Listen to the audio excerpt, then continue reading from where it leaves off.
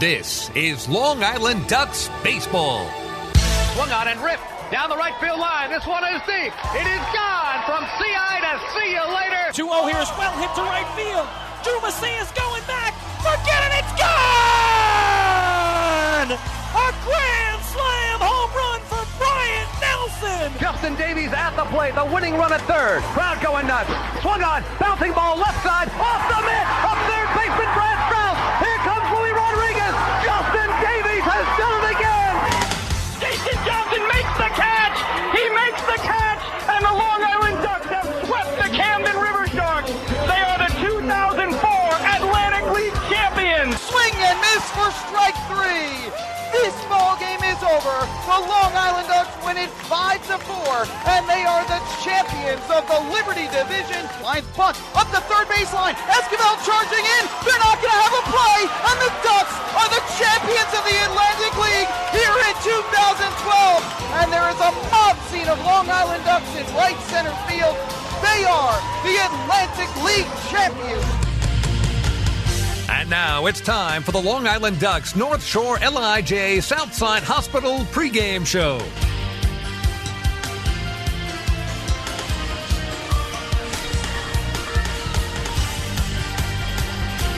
Good evening and welcome inside Clipper Magazine Stadium, the home of the Lancaster Barnstormers, as the Long Island Ducks and Lancaster Barnstormers play Game 2 of a 3-game series tonight right here in Lancaster, Pennsylvania.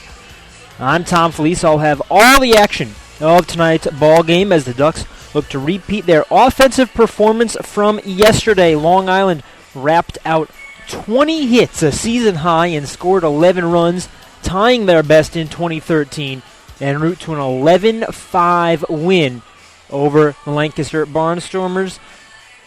Matt Way led the pitching staff with 5 innings of 1-run ball as he started the game and got the ball rolling for the rest of the team. And the offense was led by a number of players. Both Craig Binnick and Josh Barfield had 4 hits in the ball game. Bill Hall had a 3-run home run in the 5-run third, and Adam Bailey added a 2-run home run in the 4-run fourth. And the Ducks were up 10-1 through 4 innings, and they cruised on to eventually win 11-5. Lancaster did score 4 runs in the 8th inning, keyed by a 3-run double by Ryan Harvey, but it was not nearly enough as the Ducks won Game 1 and ended Lancaster's 7-game winning streak. All of those 7 wins coming on the road for the Barnstormers when they came back home. Things a little sloppy last night, and they will hope to answer back tonight as Sugarland has already lost to the Barnstormers, just 3 games back of the Skeeters in the Freedom Division. Bridgeport lost this afternoon as well, so the Ducks are 6 up in the Liberty Division and looking better and better by the passing day as the Ducks make the playoff push here in 2013. Before the game, I had a chance to talk to Matt Way, last night's starting and winning pitcher for the Ducks, and you'll hear that conversation next as the North Shore LIJ Southside Hospital pregame show continues here in Lancaster. Hi, this is manager Kevin Baez, and you're listening to Ducks Baseball on the Ducks official YouTube channel, youtube.com/DucksBaseball. North Shore LIJ Southside Hospital in Bayshore is the healthcare heart of our community.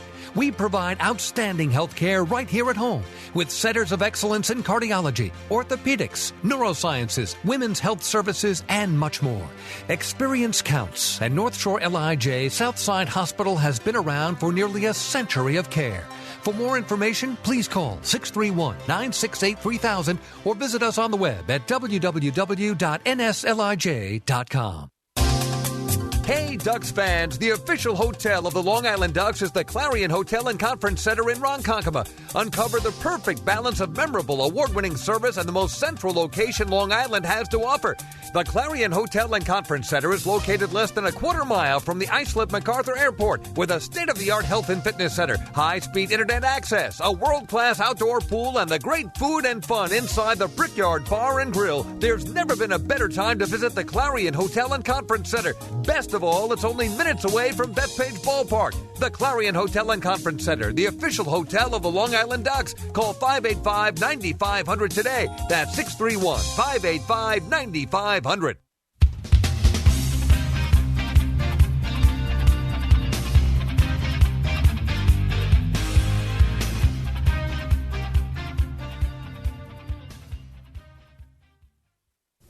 Welcome back to the North Shore LIJ Southside Hospital pregame show, joined by our guest, last night's starting and winning pitcher for the Ducks, Matt Way. Matt, how's it going? It's going pretty good. It was nice to get that win last night. In that win last night, you went 5 innings. How are you feeling? I feel pretty good. It's just my second start back from a shoulder impingement, so it feels good to get back out on the mound and compete and get a win. You mentioned that shoulder impingement. How did that limit you, and what were you doing in your time off to try to recover as quickly as possible? It was really just a lot of shoulder scapula exercises, just a lot of exercises to try to get my shoulder strong while we waited for the inflammation to go down in my shoulder. Once the inflammation went away, it was it was time to pick it back up and get it going again. You only gave up 1 run last night, and that's because you left a lot of runners on base. What is going through your mind when you're on the mound and there are men on base? Really, I'm trying to limit the damage as much as I can. Getting out here, getting out there. Always make sure I get an out when we have the chance. It seems like that usually works out. Limiting the damage like that and give us a chance to win. And, of course, the offense, they just exploded. How nice is it for you to go out to the mound when you have a 5-run lead or even a 9-run lead? Oh, it's great. I mean, it's tremendous when the offense comes out like that. It really takes the pressure off your shoulders. You go out and just really, pound the zone, go right after hitters. It allows you to attack a little bit more than you would if you didn't have the lead like that. Since you're a lefty, you'll see a few more righties in the lineup. How much does that help you playing in a park like this with a short right field? I'm pretty comfortable pitching against righties just because I like throwing changeups. I have a good changeup. I'm real comfortable with that. I'm comfortable going inside and outside to righties. So having a lineup stacked up with righties really isn't a big deal for me as it is for some lefties, more traditional breaking ball type guys. So having a lot of righties in the order doesn't usually bother me too much. This team is making the playoff push and really sitting in a good spot right now in first place in the division. How much is that weighing on the minds of the guys? It's a big deal. We know we got to win the second half here to get in the playoffs, and I feel like a lot of the guys felt like they were let down a little bit by not winning that first half. I know a lot of the guys, the whole organization really wanted to win that first half there, and we weren't quite able to pull it off. So coming back in the second half, it seems like we've come out swinging, and it's good. We're playing well right now. You're playing in Lancaster, a place where the Ducks, of course, played in the championship series last year. What memories do you have of playing here? That was probably the best championship series I've ever been a part of, and it was fun. All the games are real close. We came here, I think we lost the first night, came back in the 9th, I think won the second game, the one I pitched in, and really that was all we were trying to do. Lancaster had a tremendous lineup last season, and we were shooting to come in here and just try to split the series and take it back to our place, and fortunately for us, that's what we were able to do, and then eventually come back out on top in the 5th game. All right, Matt, thanks a lot, and best of luck next time you're on the mound. All right, thanks a lot, Tom. That was Ducks starting pitcher Matt Way, and the North Shore LIJ Southside Hospital pregame show continues after this. Hi, this is Steve Foucault, pitching coach for the Ducks. You're listening to Ducks Baseball on the Ducks official YouTube channel, youtube.com/DucksBaseball. North Shore LIJ Southside Hospital in Bayshore is the healthcare heart of our community. We provide outstanding health care right here at home with centers of excellence in cardiology, orthopedics, neurosciences, women's health services, and much more. Experience counts, and North Shore LIJ Southside Hospital has been around for nearly a century of care. For more information, please call 631-968-3000 or visit us on the web at www.nslij.com. Janice Nikolic, age 61. Amy Cornella, age 17. Last year, 49 people a day died from a totally preventable national public health problem. 49 people a day were killed at the hands of drunk drivers. So the next time you're drinking and you're thinking about driving, ask yourself, do you really want to add to this list? Elijah Anthony Michael Burrow Seeley, age 2 months. Stay alive. Don't drink and drive. A message from Suffolk County Stop DWI.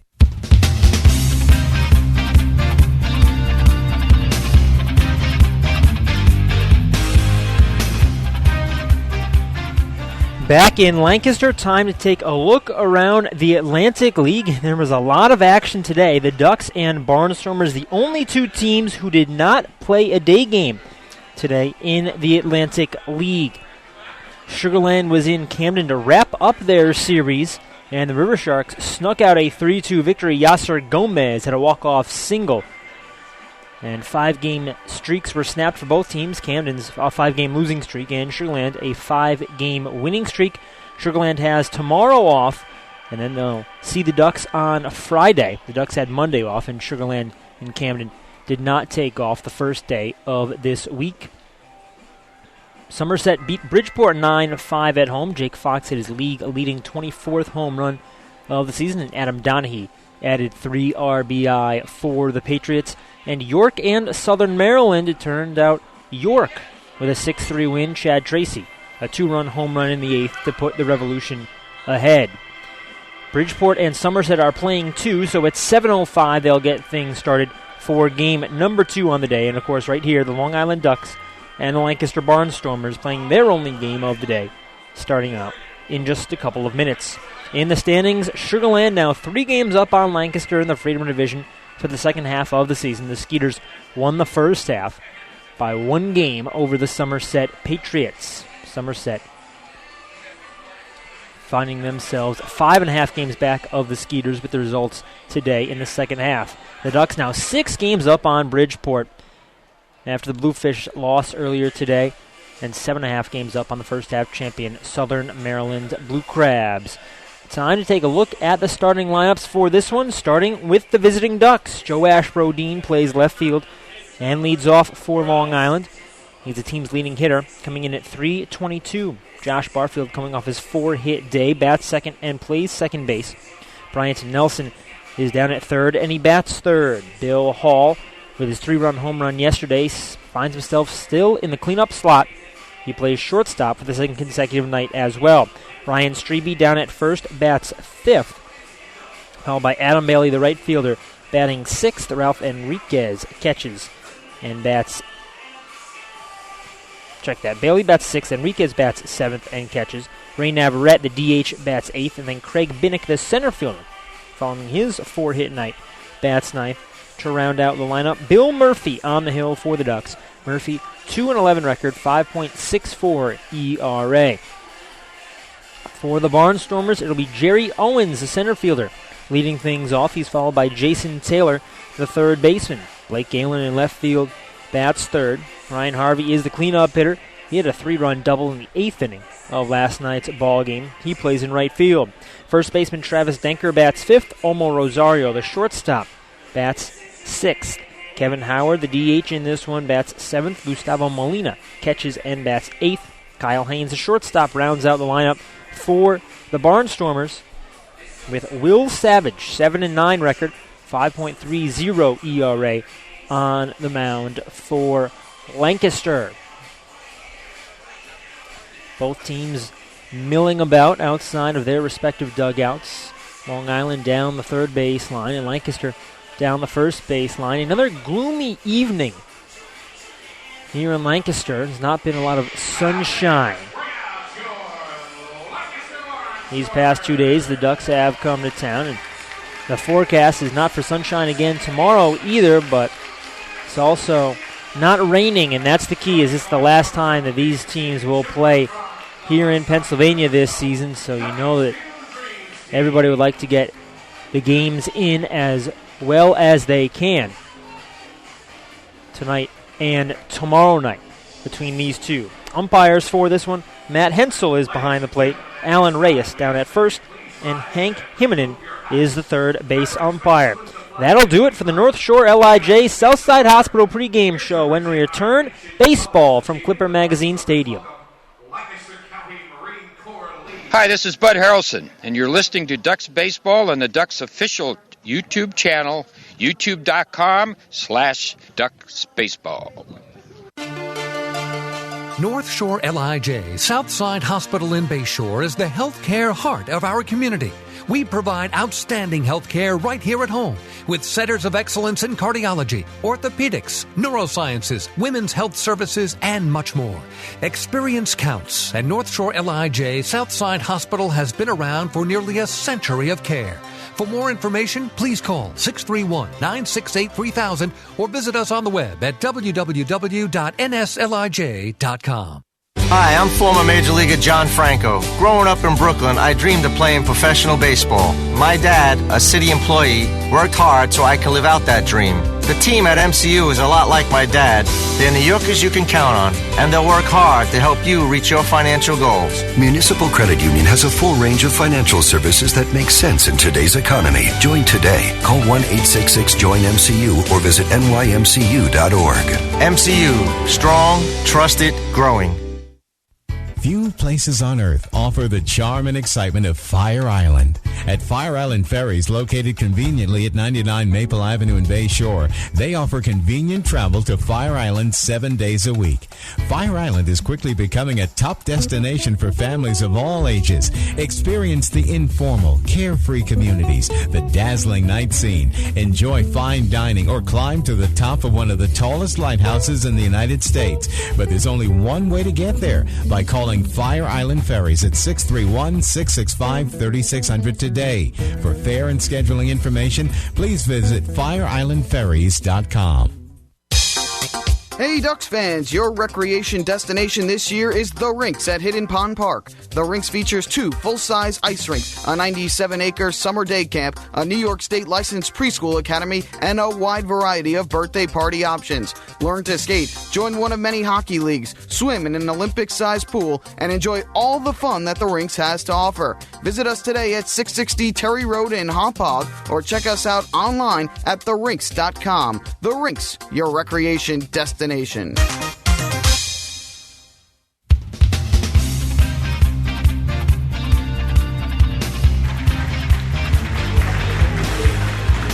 It's time for baseball here in Lancaster. After the national anthem has been sung, all the players still standing on the field waiting for the color guard to march off of the playing surface. All of the Barnstormers line up around the infield, minus the 3 starting outfielders. So instead of just the usual starting 4 infielders circled around the infield, you have the entire team out there lined up along the inside of the infield grass. Color guard making its way across the third base line. Now everyone going out there to get set so that the baseball game can be played tonight. Will Savage, the righty on the mound for the Barnstormers. Savage, 7-9 record, 5.30 ERA. This is his 19th game, 18th start. He has 2 complete games. In 91 2/3 innings, he's given up 121 hits, 63 runs, 54 of those earned, with 67 strikeouts versus 22 walks.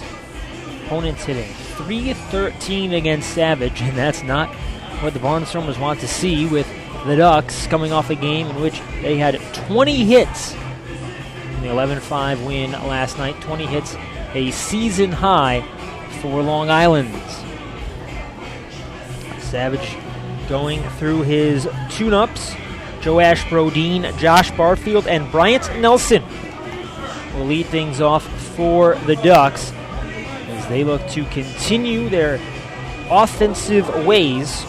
The Ducks with 11 runs yesterday.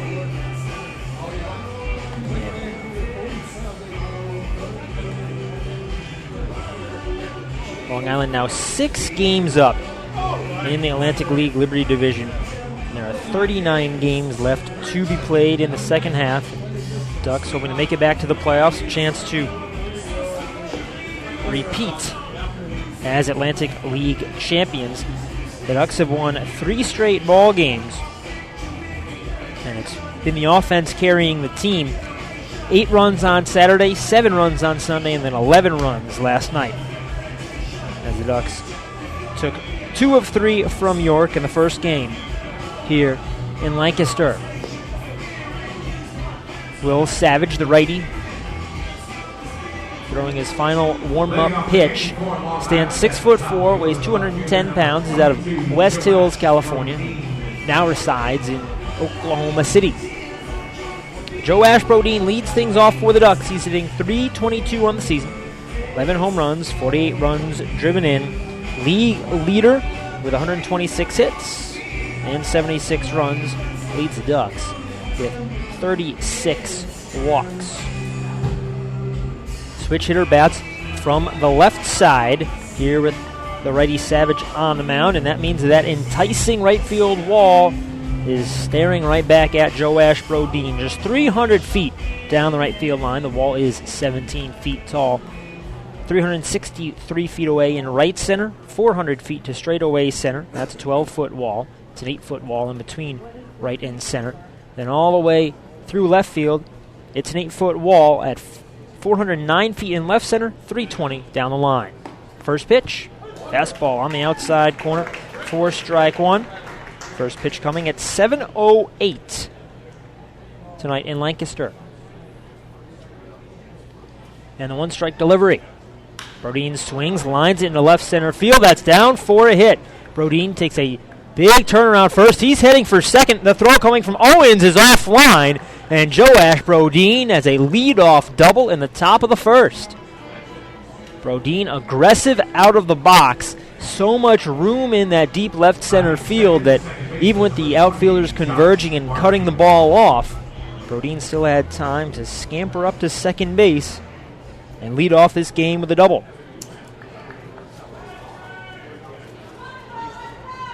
Here's Josh Barfield. Second baseman has the average up to .318 after his 4-for-6 performance last night.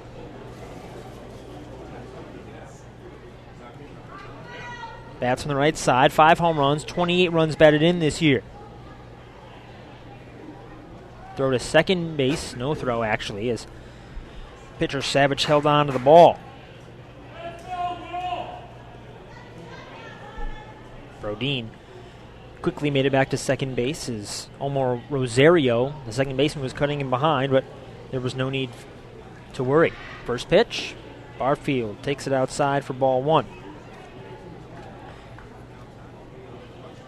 The Ducks and Municipal Credit Union have teamed up this season to present the Walk with a Purpose promotion. Every time a Long Island Ducks player walks, Municipal Credit Union will make a donation to the Quackerjack Foundation. Municipal Credit Union, serving members since 1916. One ball pitch, swung on, line down the right field line, long run for Harvey. This one falls foul in the corner. Barfield making a bid for a double of his own. That one just sliced over the chalk. And it evens the count up at 1-1.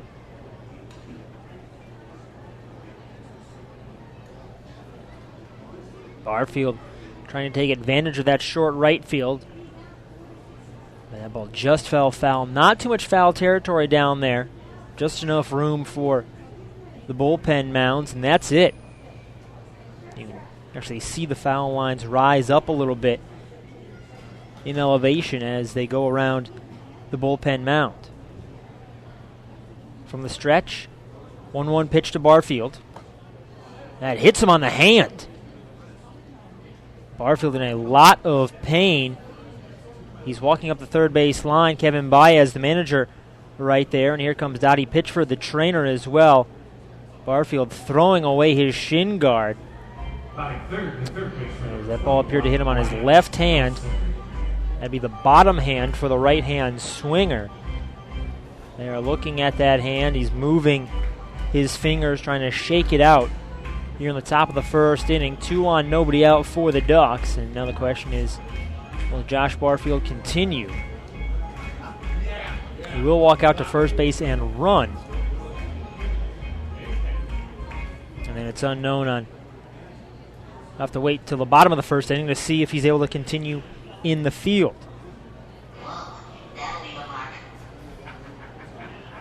Barfield recovering recently from a toe injury. He's just happy to be back in the lineup. The injury bug has been biting him all season. Twice he missed time with hamstring issues, a toe injury, and now he was just hit on the hand with a pitch. He just could not get out of the way in time. And he walks on down to first. Here's Bryant Nelson, switch hitter batting from the left side, hitting .291 on the season. First pitch. Fastball low and away. 4-1. Nelson, 11 home runs, a team high 55 runs batted in. Also best on the team with 23 doubles. Savage bends at the waist with the ball behind his back. Sets at the letters. Deals 1-0. Fastball right down the center, and Nelson watches it fly in for a strike. The count evens up. No score, 2 on, nobody out for the Ducks in the top of the first inning. They scored first yesterday. The Lancaster scored in the bottom half of the inning. 1-1. Big curveball outside. Nelson ahead of the count. 2-1. Joe Ashbrodeen leads off second base. It's Josh Barfield off first for the Ducks.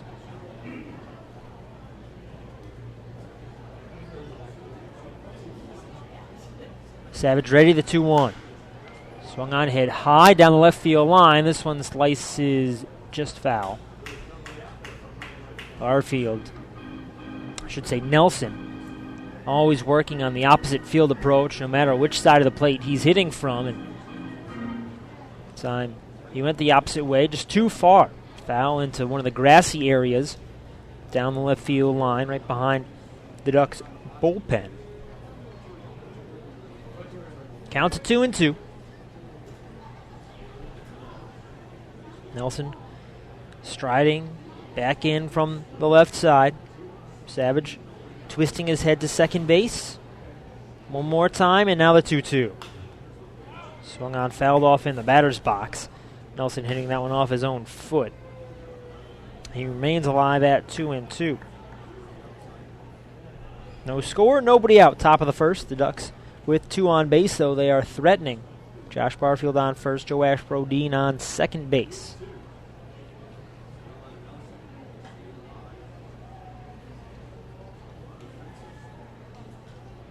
Two down the hill from Savage. Swung on, popped up behind the plate. Catcher Molina takes the mask off, and he makes the catch up the first base line. That ball went a long way straight up. Catcher Savage had time to take the mask off, find it. Might have finished a crossword puzzle and then made the catch. Retire Nelson for the first out in the top of the first. Sends up Bill Hall, the shortstop, hitting .273. 13 home runs, the most on the Ducks, including one last night. It's up to 48 runs batted in. The right-handed hitter went the opposite way into the picnic area in right field yesterday. A real show of power.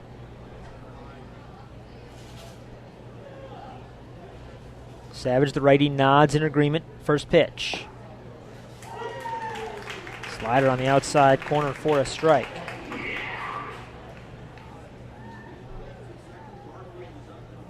All with 3 home runs in his past 5 ball games. As the Ducks have 95 home runs as a team this season. They were leading the Atlantic League in that category for a long time. They've fallen back to 3rd behind York and Lancaster. The Ducks are right there. 2 more last night, Adam Bailey and Bill Hall. 1 strike pitch. Curveball misses low and away. Count evens up at 1-1 to Hall. No score. 1 out, top of the first. Men on first and second for Long Island. Trying to score first, just as they did last night.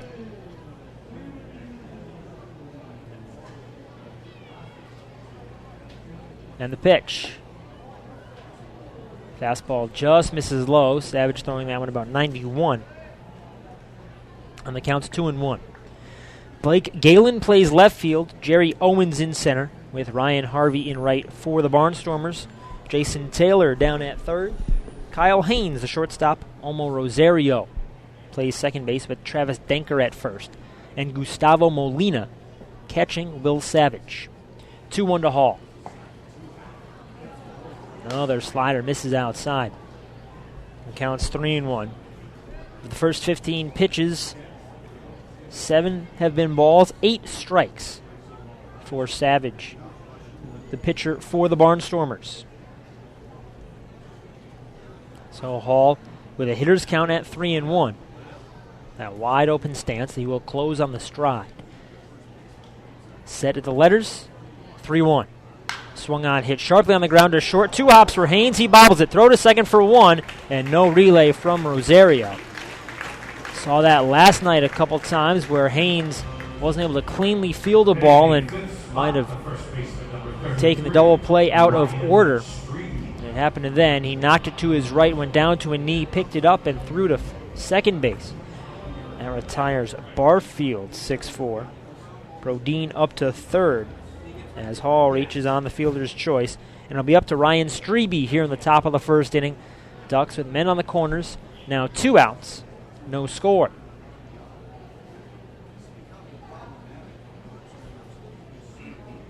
Another right-handed bat. Strebe stands tall in the batter's box. He is 6'5". Takes first pitch, breaking ball for a strike on the outside corner. Strebe at 6'5", the tallest of the Ducks' position players, tied with James Hauser and Eric Threets for tallest man on the roster.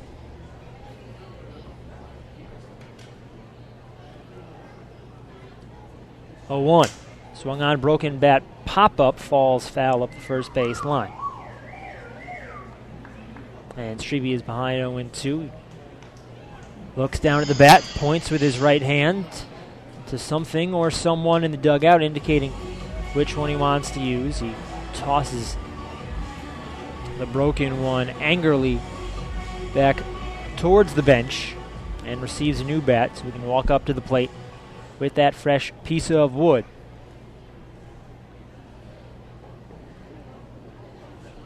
Joash Brodeen on third base. Bill Hall on first for the Ducks, looking to strike first in this one. 2 outs and now an 0-2 count to Strebe. Savage sets, throws to first, and Hall scampers back in safely. Looked like he was trying to keep his helmet on his head as he hustled back to the bag.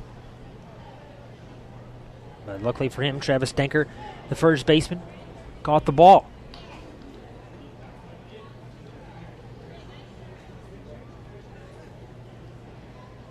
Oh, 2. Swung on another broken bat. This one a pop-up behind short. Haynes going back, and he makes the catch. So retires Strebe and the Ducks here in the top of the first. No runs on 1 hit. No errors. 2 left on for Long Island.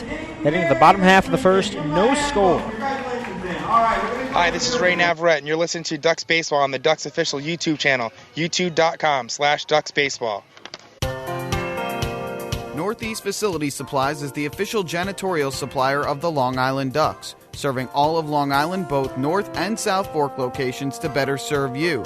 We're located in Ronkonkoma and have a complete range of janitorial supplies for all your facilities' needs. Whether it's paper, plastics, chemicals, machinery, or equipment, no business is ever too big or too small for us. Don't forget to ask about our price match guarantee. Visit us on the web at www.nefaci.com or give us a call at 631-563-8119. Few places on earth offer the charm and excitement of Fire Island. At Fire Island Ferries, located conveniently at 99 Maple Avenue in Bay Shore, they offer convenient travel to Fire Island 7 days a week. Fire Island is quickly becoming a top destination for families of all ages. Experience the informal, carefree communities, the dazzling night scene, enjoy fine dining, or climb to the top of one of the tallest lighthouses in the United States. But there's only one way to get there, by calling Fire Island Ferries at 631-665-3600 today. For fare and scheduling information, please visit fireislandferries.com.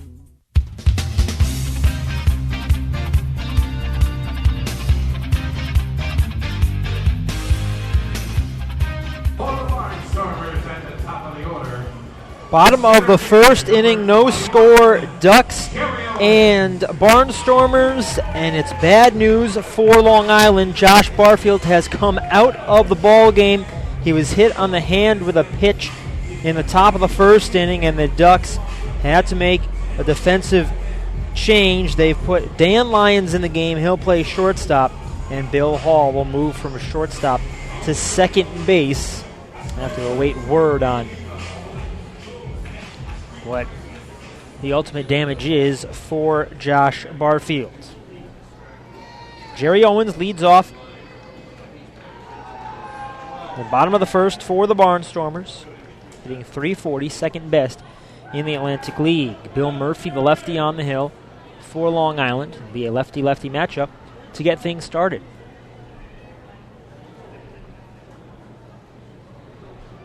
First pitch. Fastball in there for a strike on the inside corner. Owens 1 home run, 35 runs batted in. He's also stolen 22 bases, second best in the league. A 1. Swung on line to shallow left. Brodeen charging on and makes a sliding catch. Brodeen was positioned very shallow, and he's able to speed in underneath that one and make the catch as he skidded to a stop to retire Owens. Here's Jason Taylor, the third baseman, hitting .283 in his 30 games with the team. 1 home run, 10 runs batted in.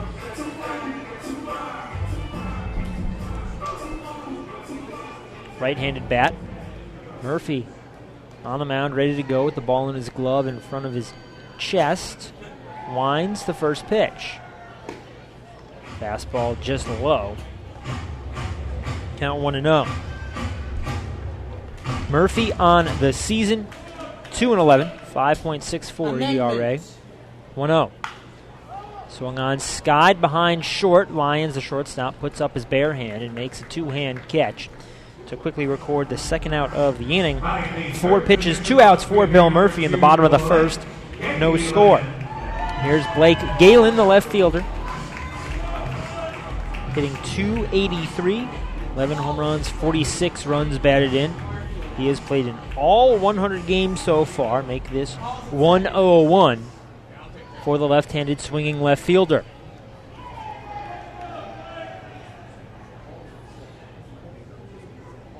Murphy reads the sign from the catcher Enriquez. First pitch. Fastball just misses inside. Count 1-0. Murphy right back on the hill, ready to get after it with the 1-0 pitch. Swung on, popped up, foul territory on the right side. Gets out of play. Heinemann's up at 1-1. Joash Brodeen in left field. Craig Binnick in center. And Adam Bailey in right field for the Ducks. Bailey standing just shy of the warning track at very shallow right field here at Clipper Magazine Stadium. 1-1 pitch. Galen shows bunt, pulls it back. Fastball missed outside at 88. Count to 2-1. Bryant Nelson plays third. It's now Dan Lyons at shortstop with Bill Hall at second base. And Ryan Strebe down at first. 2-1. Another bunt shown. It's pulled back as that slider crosses for a strike on the outside corner. And the count's 2-2. 2-2 count, 2 outs, bottom of the first. And the pitch. Big curveball, misses high and away. Counts are on full to Blake Galen.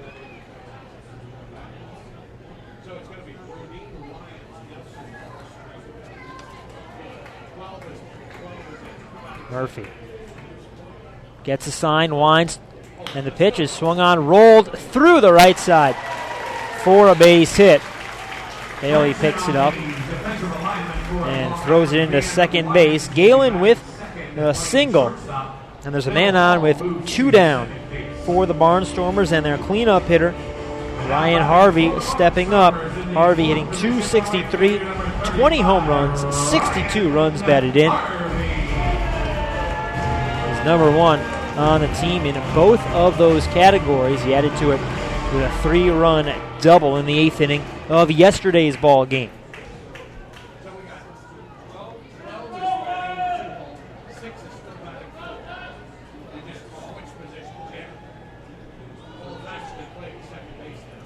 Harvey from the right side takes the first pitch.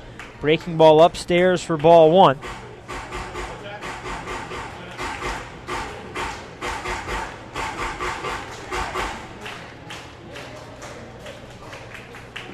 And he takes a fastball outside as well.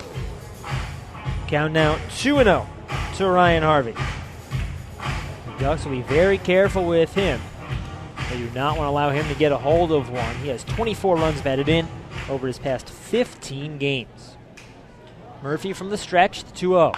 Swung on, hit, and a diving play made by Ryan Strebe at first base.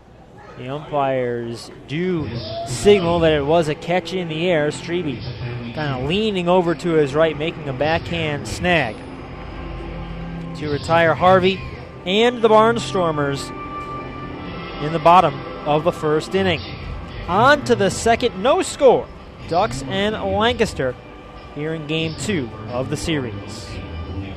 Hi, this is Nick DeBar, pitcher, and you're listening to Ducks Baseball on the Ducks official YouTube channel, youtube.com/DucksBaseball.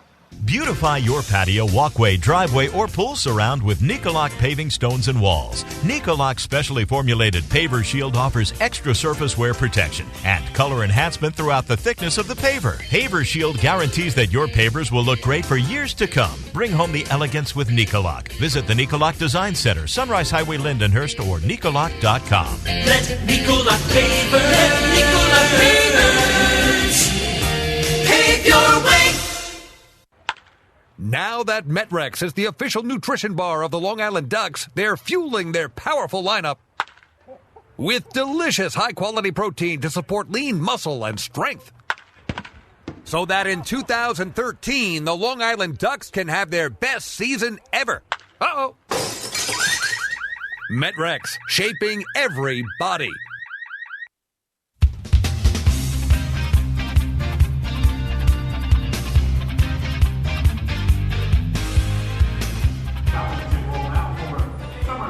Top of the second inning, no score. Time for the Ducks injury report, brought to you by Island Shore Physical Therapy, the official therapists of the Long Island Ducks.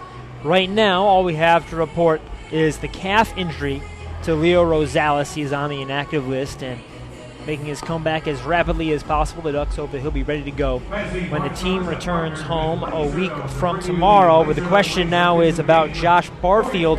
He was hit by a pitch on the left hand in the first inning, and he came out of the ball game. So the question is, what will happen with Josh Barfield moving forward? That's the Ducks injury report, brought to you by Island Shore Physical Therapy, the official therapists of the Long Island Ducks. Here's Adam Bailey. He'll be followed by Ralph Enriquez and Ray Navarrete here in the bottom of the second inning. Bailey batting from the left side, hitting .267, 12 home runs, 47 runs batted in. Takes first pitch fastball for a strike on the inside corner from the righty Will Savage. Bailey, a 2-run home run in the fourth inning of last night's 11-5 victory. Home runs in 3 straight ball games. 0-1. Another inside fastball. This one misses. And the count evens up. No score here in the top of the second inning.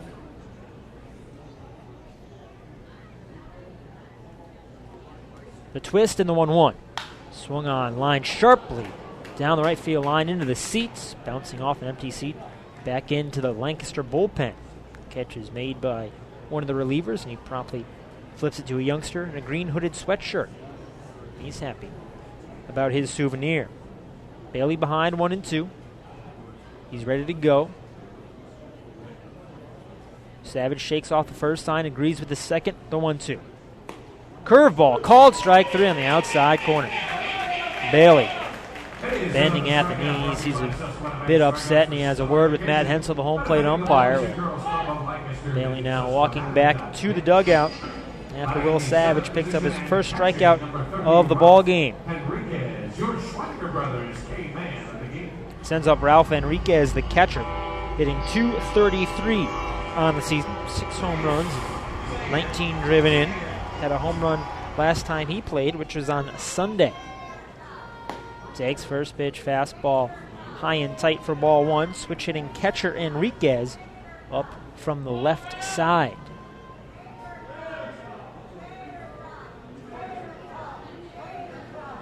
1-ball pitch. Swung on, hit on the ground up the middle. Second baseman Rosario has it roll by him and into center field for a base hit. Second hit of the game for the Ducks. They have a man on with a man out. Top of the second, no score. Here's Ray Navarrete, batting .243 on the season, 3 home runs, 24 driven in for Ray, who passed the 1,000 hit mark in Atlantic League history on Saturday. Just the second player to ever record 1,000 hits. He's now at 1,004 after 2 hits yesterday. In from the right side, takes first pitch, fastball, tight for ball 1.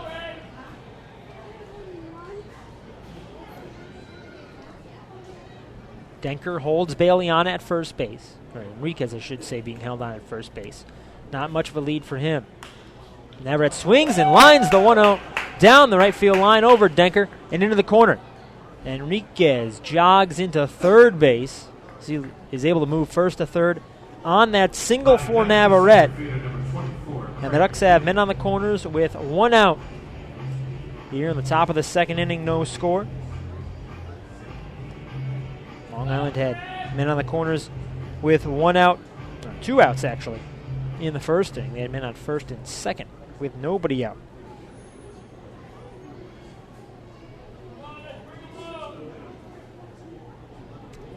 Craig Binnick stepping in from the right side, hitting .260, 2 home runs, 11 driven in. Chance to make it 12 here with a base hit or possibly even an out. Savage pitching from the stretch, staring home, looks at first, sets, first pitch. Binnick takes a fastball inside at 89 miles an hour. Count 1-0. Third baseman Taylor just behind the bag. Middle infield at double play depth for the Barnstormers. Denker, the first baseman, holds Navarrete on. Double play would end the inning, and the run would not score from third. 1-0. Binnick swings and skies it fouling out of play on the right side. Count evens up at 1-1. Binnick a 4-for-5 night last night. A double, a run, and a run batted in. Part of the Ducks' 11-5 win. Scoreless right now in the top of the second with 1 out. The Ducks do have 3 of the game's 4 hits. 2 of them coming back-to-back here in this inning. 1-1. Slider in there for a strike on the outside corner. Savage ahead 1-2. Dropped the arm angle down that time and kind of pushed the ball across the plate. Wind blowing out to center field. A huge American flag on a huge white flagpole behind the center field wall. 1-2. Curveball swung on, hit weakly back towards Savage. He picks it up, looks at third, throws to first, and it just gets Binnick by a step. He was speeding down the line. Savage took his time, but knew how much time he had. Navarrete moves to third. Navarrete moves to second. Enriquez has to stay at third as Binnick grounds out 1-3, and it'll be up to Joash Brodeen to bring in the runners who are in scoring position here in the top of the second. Ducks looking to score first in this one. Switch hitter bats from the left side, first time up. He lined one into left center.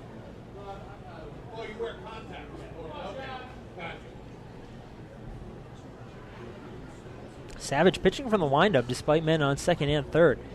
First pitch. Fastball comes in on Brodeen. He turns out of the way. It's ball 1.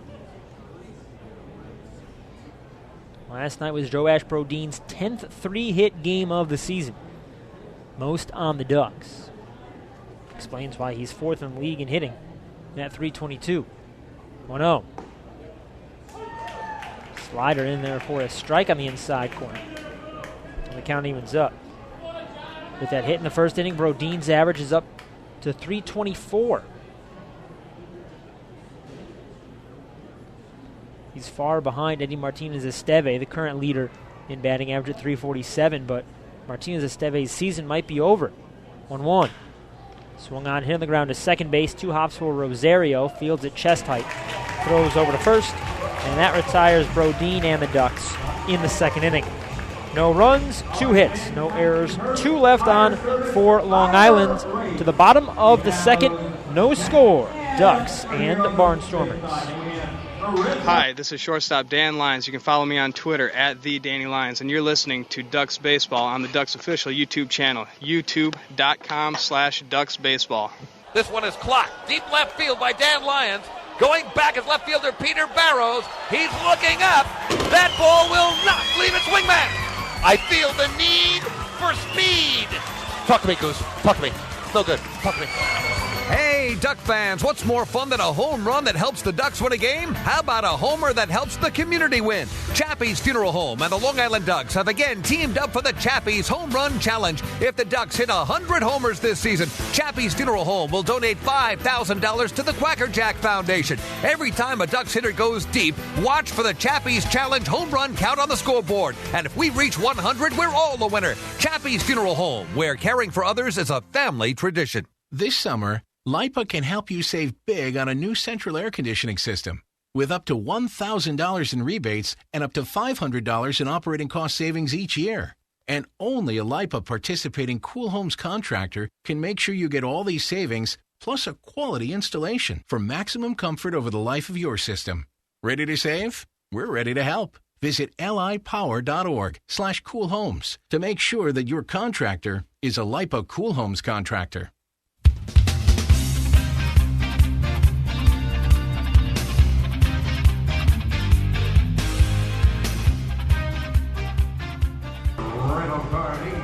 Bottom of the second inning, no score here at Clipper Magazine Stadium. I'm Tom Felice at the Long Island Ducks and Lancaster Barnstormers play game 2 of 3.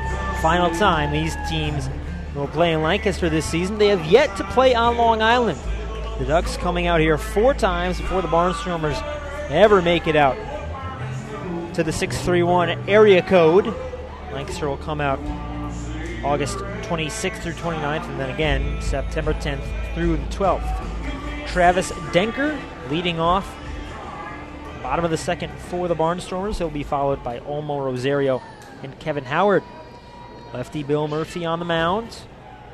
First pitch coming to the righty Denker. Fastball for a strike on the outside corner. 3 11 o'clock starts in the Atlantic League today. Take you through those scores as the inning progresses. Murphy winds and deals. Pitches outside.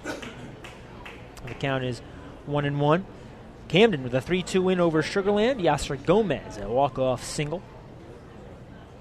Gave the River Sharks something to be happy about in that series. Sugarland had taken the first 2. 1-1. Denker swings hard, hits it on the ground to short. Lions fields, double pumps, and throws across the diamond to first. That retires Travis Denker. For the first out in the bottom of the second, no score. Olmo Rosario stepping up now, sitting .250 with 10 home runs, 49 runs batted in. Somerset beat Bridgeport 9-5 this morning. Jake Fox hit his league-leading 24th home run. York beat Southern Maryland 6-3. 5th straight win in Southern Maryland for the Revolution. Chad Tracy with a 2-run home run in the 8th to break it open. Rosario swings the first pitch, grounds it fair up the left field line, all the way into the corner and the bullpen. Brodeen over to dig it out. Rosario eases into second base with a double. That one just fair past the bag and just by Brian Nelson, the third baseman. Rosario, first pitch swinging, earns a double.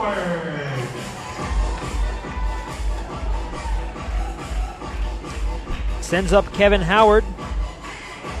DH bats from the left side. Howard hitting .226, 4 home runs, 23 runs batted in this year. Murphy from a stretch.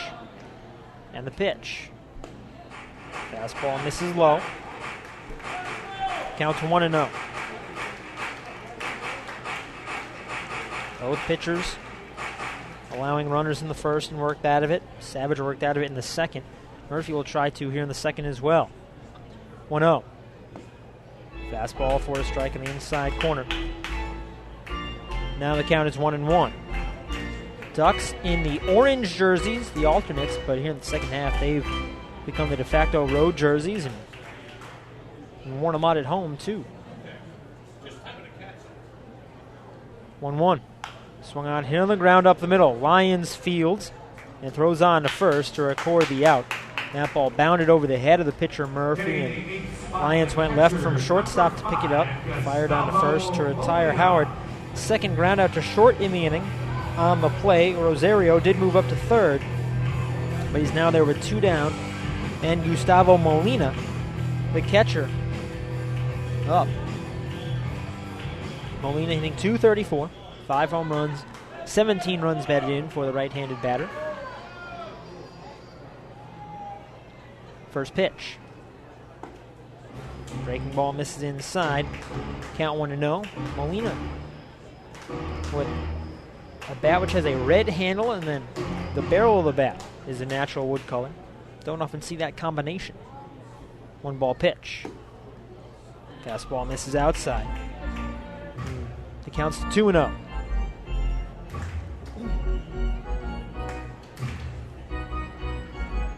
Rosario leading down the third base line. Bryant Nelson, the third baseman, nowhere near the bag. 2-0. Another off-speed pitch, which misses outside. And Molina is ahead 3-0 in the count. Murphy has been very good as of late.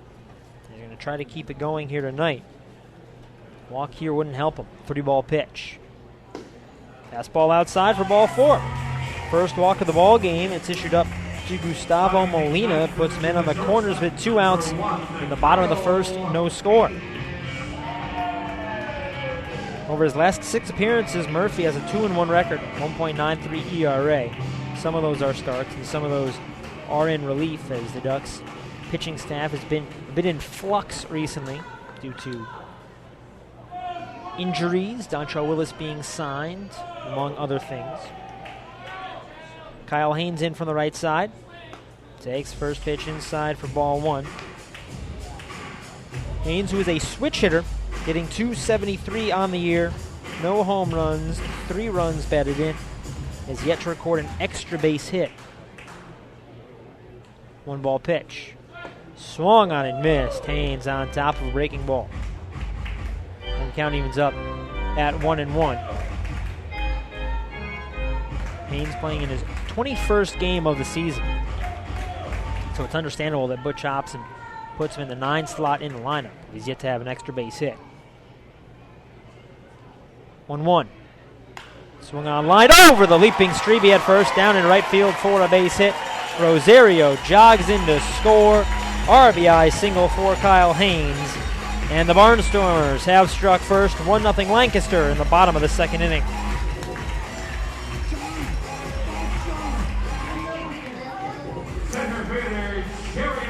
Molina ended up at second base on the play. As Lancaster scores first. A double, a walk, and a single, and just like that, it's Lancaster in front. Here's the top of the order, Jerry Owens. Flied out to left field his first time up. Joe Ashbrodeen made a nice sliding play to make the grab then. First pitch. Fastball comes inside, and it hits Owens on the elbow. Hard to tell if he wears an elbow guard or not. That sounded like it cracked. But he doesn't wear an elbow pad there. It might have then hit off the bat. Either way, Owens down to first base, and the bases are loaded for the Barnstormers. And Jason Taylor has a chance to open this game up a little bit here in the bottom of the second inning. Ducks trailing 1-0.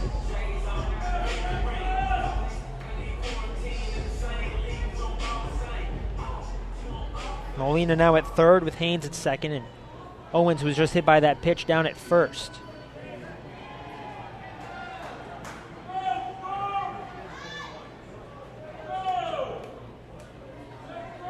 First pitch swung on line into left field, down for a base hit. Molina scores. Haynes around third. He scores easily. Brodeen's throw in cut off. 2-run double for Jason Taylor, and the Barnstormers have taken a 3-0 lead.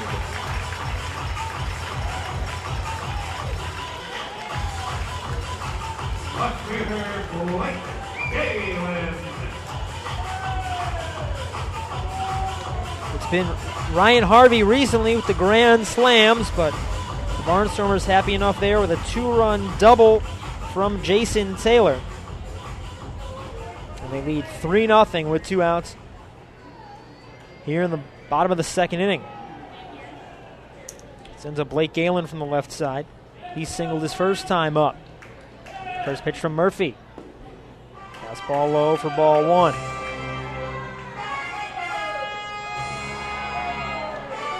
Galen, the 8th man to hit in the inning. Ryan Harvey on deck, the only man left yet to bat. 1-0. Swung on, skied to right. Bailey going back at the track. He puts his hand on the wall and makes the catch. That shallow fence, the ball gets to you really quickly. Bailey was able to get underneath it and make the grab. 3 runs on 3 hits, no errors. 2 left on for the Barnstormers in the bottom half of the second inning. On to the third, 3-0 Lancaster here in Pennsylvania. Hi, this is Josh Barfield, second baseman for the Ducks, and you're listening to Ducks Baseball on the Ducks official YouTube channel, youtube.com/DucksBaseball. Hey Ducks fans, your recreation destination this year is The Rinks at Hidden Pond Park. The Rinks features 2 full-size ice rinks, a 97-acre summer day camp, a New York State licensed preschool academy, and a wide variety of birthday party options. Learn to skate, join one of many hockey leagues, swim in an Olympic-sized pool, and enjoy all the fun that The Rinks has to offer. Visit us today at 660 Terry Road in Hauppauge, or check us out online at therinks.com. The Rinks, your recreation destination. Can't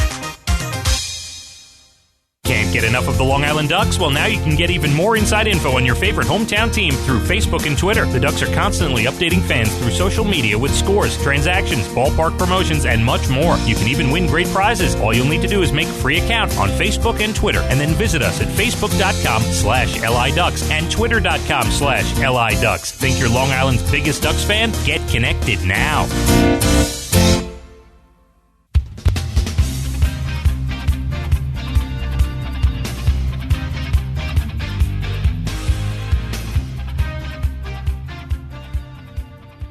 Top of the third inning, 3-0 Barnstormers. Third inning means it's time for third inning trivia, brought to you by Carvel. Carvel celebrating more than 75 years of making people happy.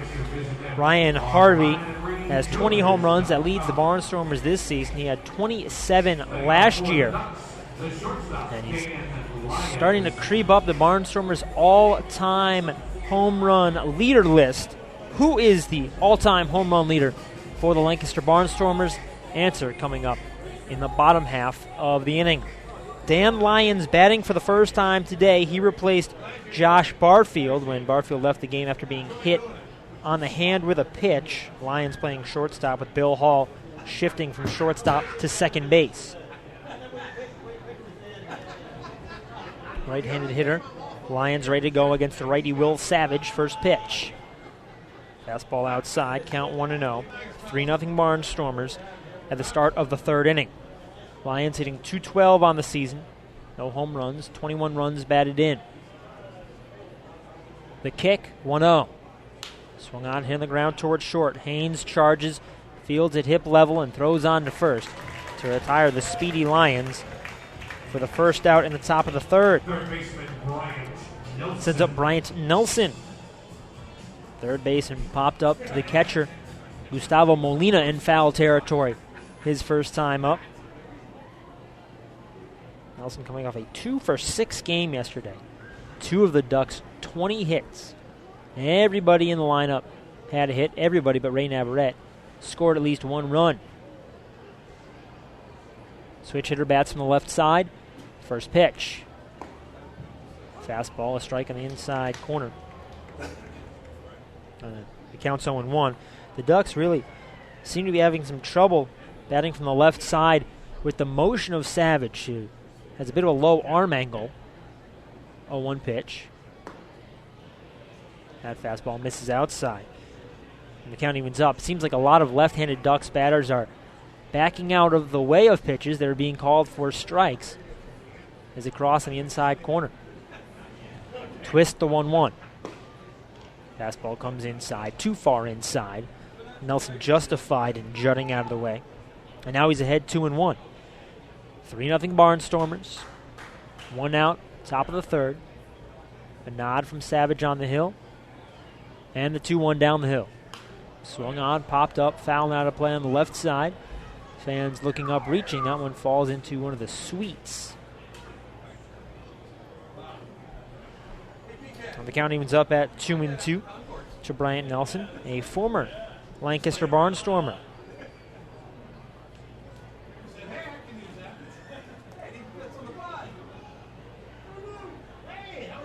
Savage taking a long time between these two pitches. And the 2-2. Fastball comes inside, full count now to Nelson. He played with the Barnstormers in 2010. 549 at-bats, a league record. 22 home runs, 91 runs batted in, 28 doubles as he hit 288. And the payoff pitch, swung on, hit high in the air, deep down the right field line. Harvey into the corner, and he can't make the catch. The ball kicks back down the line. Nelson's going to glide into second base with a double.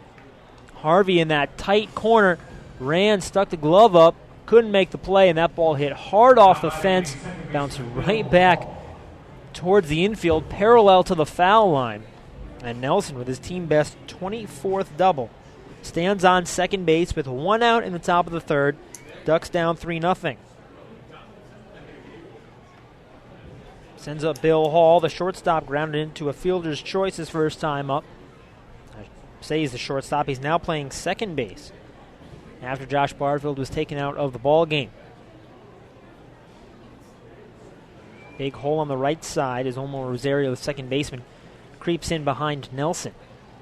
First pitch. Fastball high and outside. That's ball 1.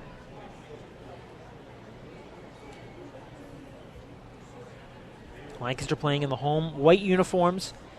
Lancaster in red across the chest. Red hats with the white pants. Names and numbers in red on the back. 1-ball delivery. Swung on, popped up behind the plate. Out of play. The fans looking up, but this one has left Clipper Magazine Stadium.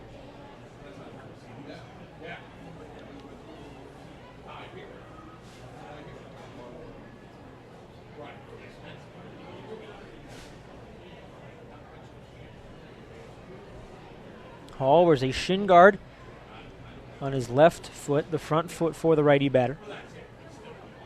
Holds a black bat with a white logo. 1-1. Swung on, popped up again. This one fouling out of play on the right side. And counts 1-2. It's a grass berm from foul, even in foul territory on the left field side, all the way to center. Green batter's eye in center field, and then the bumper boats, home run harbor in right center, and the picnic area above the 17-foot wall down the right field line. See some old factories and brick buildings over right field and center field. Time is called as Savage wants to make sure everything is set up as he wishes.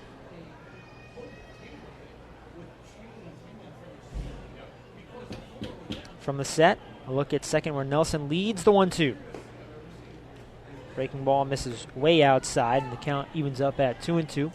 There's a video board in left center field, sponsored by Turkey Hill Ice Cream. And the scoreboard is part of the right field wall. A lot of information on that scoreboard, along with your line score and your counts. 2-2. Fastball just misses low and away. The counts are on full on Hall. And that board in right center field will show the pitch speed for the Barnstormers pitcher. It will show his ERA and how many pitches he has thrown, how they've been distributed, balls and strikes. And then when Lancaster's up, it tells you information about the batter, how they've done today, and that sort of thing. On the board in left center, they post the stats for the man at the plate. Currently, it's stuck on Dan Lyons. He was 2 hitters ago. Payoff pitch to Hall. Swung on, poked, foul, and out of play on the right side. And a fan makes a great catch. wearing a white shirt with blue sleeves and some red shorts. He backpedaled a row or two and made the catch with the glove. Count remains full to Hall. 3-0 Barnstormers. 1 out, man on second here in the top of the third for the Ducks. Outfield deep all the way around. They saw Hall hit a home run to right field yesterday. That came in the third inning. Chance for him to do it again in the third inning tonight. Payoff pitch again. Swung on, hit foul of third base, bouncing into the netting in front of the Ducks dugout. And this is becoming a long plate appearance. Pitch number 8 coming up from Will Savage. He stands on the mound wearing a black glove, has black cleats as well, and the black sleeves sticking out underneath the white uniform sleeves. They go just below the elbow. Set, another 3-2. Swung on, skied to shallow left. Shortstop Haynes backpedaling, still backpedaling, and it drops! Nelson takes off for third, and Hall slides safely into second base with what will be a double. Haynes was having trouble with that one. Blake Galen, the left fielder, was 5 or 6 feet behind him, but he never settled underneath it either. And instead of a man on second with 2 down, it's men on second and third with 1 down for the Ducks. Trailing by 3 in the top of the third, but they've been given a bit of a gift. And an error is charged there. You don't often see an error on a play where the fielder does not touch the ball. So it's not a double for Hall. But either way, he is on second base. Ryan Strebe up in a big spot. He popped out to short his first time up. Broke 2 bats in the same at-bat. So we'll see if he is comfortable with his piece of lumber here, trying to drive in the 2 Ducks in scoring position.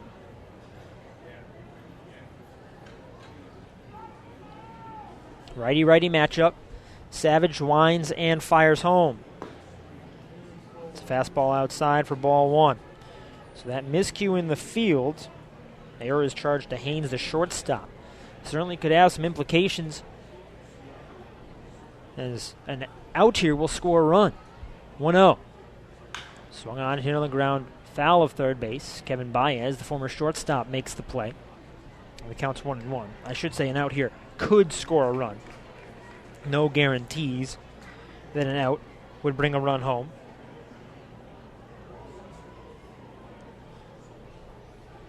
Savage out behind the mound, picking dirt out of his left cleat, the one which, I should say his right cleat, the one which is positioned closest to the pitching slab, and where he gets most of his force. 1-1 home to Strebe. Fastball misses inside. Now it's a 2-1 count. Bryant Nelson leads off third. Bill Hall off of second for the Ducks. 1 out, top of the third. Barnstormers with a 3-0 lead. Chance for Ryan Strebe to significantly cut into it here. 2-1. Fastball for a strike on the outside corner. And the count is evened up at 2-2.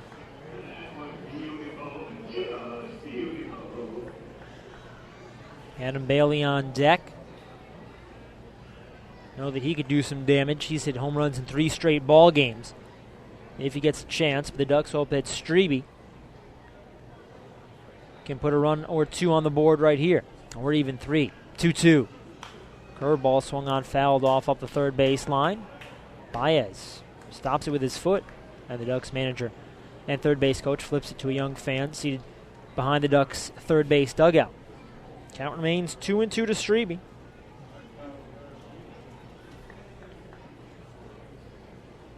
Strebe cuffs the pants just below the knee, showing off the black socks. As is Bryant Nelson, who leads off of third base. Bill Hall off of second does not. 2-2. Swung on, popped up, foul out of play on the right side.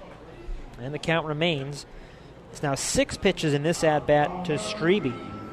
The at-bat to Hall went 8 pitches. Nelson's at-bat went 6. Already 21 pitches, 22 pitches now in the inning for Will Savage. Swing and a pop-up, foul territory behind the plate. Molina going back. This one hits off the ledge of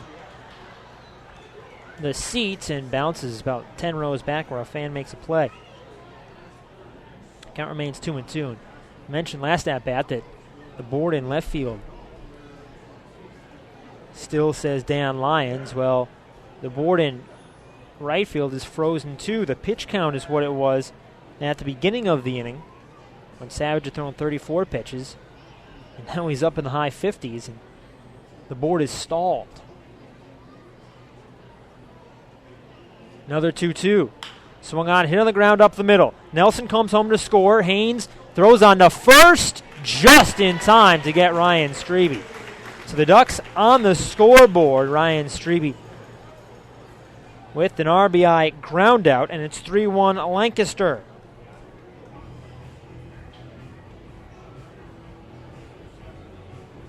Sends up Adam Bailey. Bill Hall now on third base for the Ducks as they are on the scoreboard. Haynes, the shortstop, had to go a long way behind second base to pick that ball up and record the out. Here comes Adam Bailey from the left side.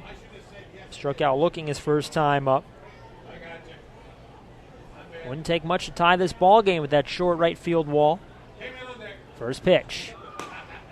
Fastball misses outside at 89. Count 1-0. Bailey's home run yesterday went to right center into Home Run Harbor, the bumper boats section here at Clipper Magazine Stadium. Kick and the pitch. Fastball misses outside. Bailey ahead 2-0. Sure, Savage doesn't want to mess around too much with the lefty, especially one who everybody saw hit a home run last night. 2-ball delivery. Fastball inside. Bailey ahead 3-0. Savage goes to the rosin behind the mound. This has been a very long inning for him. 27 pitches already. Hall leads off third. The 3-ball pitch to Bailey. Fastball outside for ball 4. That's Ducks' first Municipal Credit Union walk with a purpose today. Every time a Ducks batter walks, the Quackerjack Foundation wins. Here's Ralph Enriquez, first time up. He singled up the middle, bounced one right past second base. Switch hitter bats from the left side with runners on the corners and 2 outs here in the top of the third. A run in for the Ducks. They trail 3-1.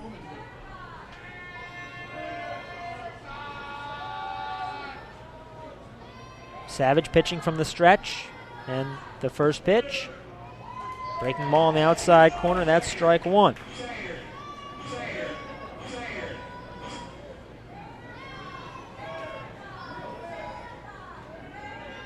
Enriquez on a 4-game hitting streak.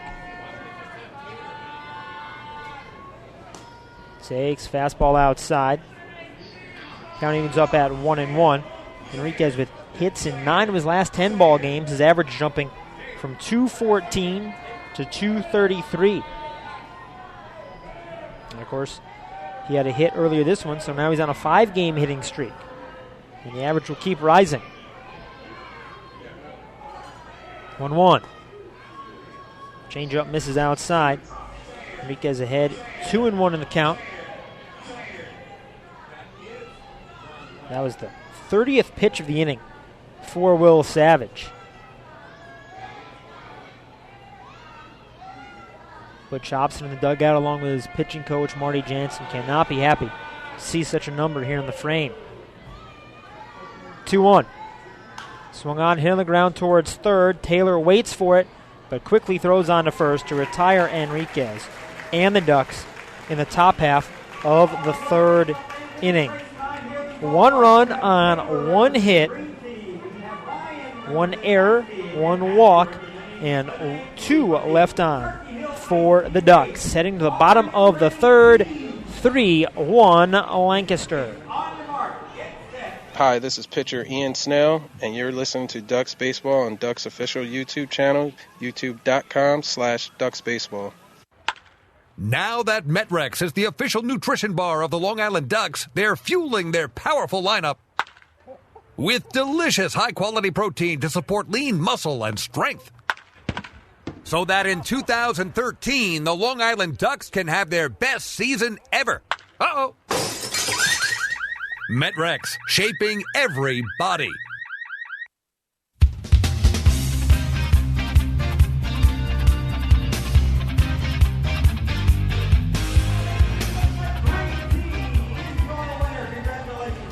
Bottom of the third inning, 3-1 Lancaster. And it's time for the answer to tonight's third inning trivia, brought to you by Carvel. Carvel celebrating more than 75 years of making people happy. Ryan Harvey, the slugger for the Barnstormers, who is due to lead off this inning, has 47 career home runs with Lancaster. And the question is, who is the all-time leader for the Barnstormers? And the answer is he's still sitting in the dugout. The hitting coach, Lance Burkhart, has 61 home runs in his Barnstormers career to claim the top spot on the leaders list. Aforementioned Ryan Harvey leads off here for the Barnstormers, the only man who did not bat in the 3-run second inning. Strides in from the right side against the lefty Bill Murphy. Ducks taking a run back in the top of the third. They still trail by 2. Murphy from the wind and the pitch. Curveball just misses low. Count 1-0. Harvey was the 6th overall pick in the 2003 Major League Baseball draft, taken by the Cubs. 1-0. Fastball in there for the strike. The count evens up. Ryan Harvey out of Dunedin High School in Dunedin, Florida, where the Toronto Blue Jays have their Florida State League High A affiliate. Harvey swings at this one and flies it down the right field line. Long run for Bailey into the corner. This one drops fair. And now the umpire is putting his hand up to say it's an automatic double. No view from the booth of that corner, but obviously the ball was lost in some fashion. And Harvey has his 17th double of the season, leading off the bottom of the third. Lancaster already ahead 3-1. Sends up Travis Denker, the first baseman. Grounded out his first time up.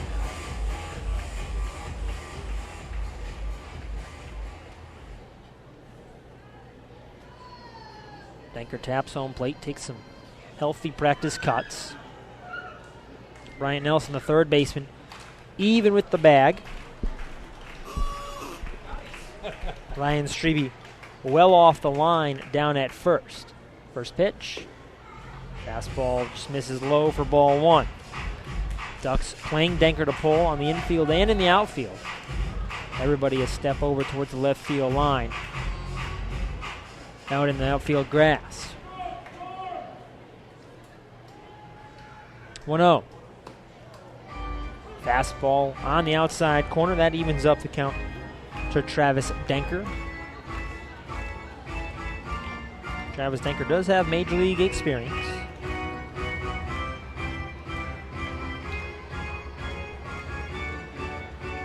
Played 24 games with the Giants in 2008. 1-1 breaking ball misses outside.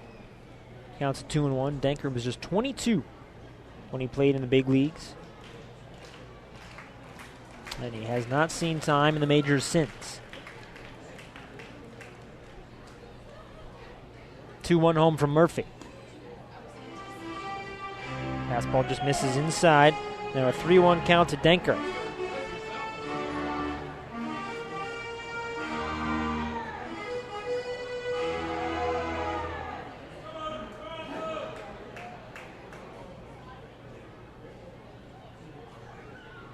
Murphy from the stretch, the pitch. Swung on, popped up. Second baseman Hall circling underneath, backpedaling on the outfield grass, and he makes the catch to retire Denker for a big first out here in the bottom of the third. 3-1 Lancaster, the Barnstormers, with a man on second base, and Olmo Rosario, the second baseman, stepping in. He doubled to left field last inning, his first at-bat, and came in to score the first of the 3 runs which the Barnstormers scored.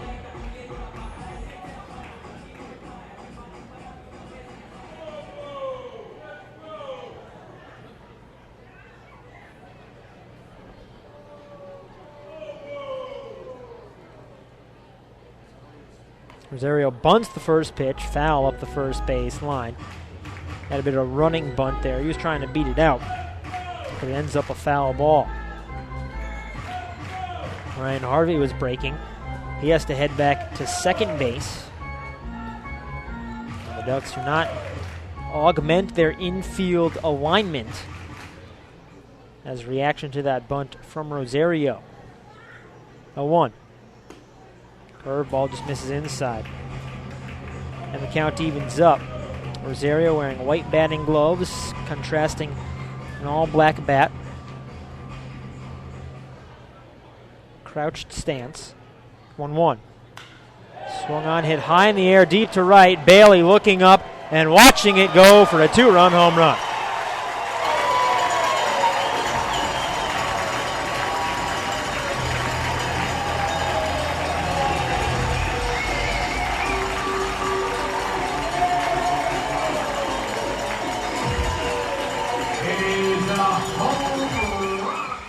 Eleventh home run of the season for Olmo Rosario, and the Barnstormers take a 5-1 lead in the bottom of the third. Rosario hit that ball near the very end of the 17-foot wall into the picnic deck. Kevin Howard swings the first pitch fastball and comes up empty as Murphy put one up near his eyes. Howard, seeing Rosario go long, wanted to follow him up, but was unsuccessful.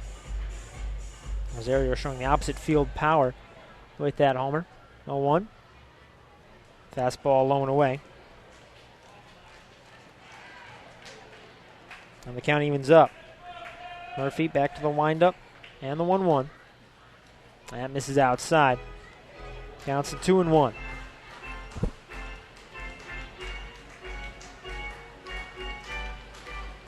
Few pitchers loosening in the Ducks bullpen. 2-1 pitch. Swung on and missed. Another high and tight fastball from Murphy. And that evens the count. Murphy's thrown 45 pitches, but he's given up 5 runs. This one swung on, hit high in the air, deep to right. Bailey back at the fence. He looks up, and it's off the wall above the scoreboard. Bounces well back towards the infield. Howard has an easy double.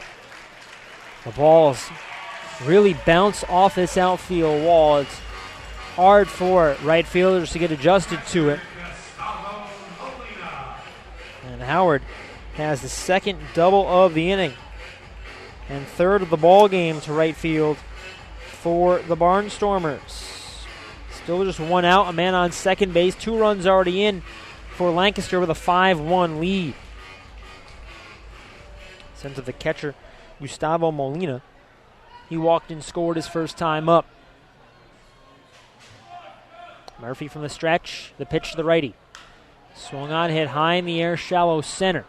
Binnick breaking in underneath. He'll give way to Bailey from right, who makes the catch at chest height. Throws it back in, holding Howard at second base, now with 2 outs. Here's Kyle Haynes, the shortstop. Double to right, scored his first time up. Drove in a run with that double as well.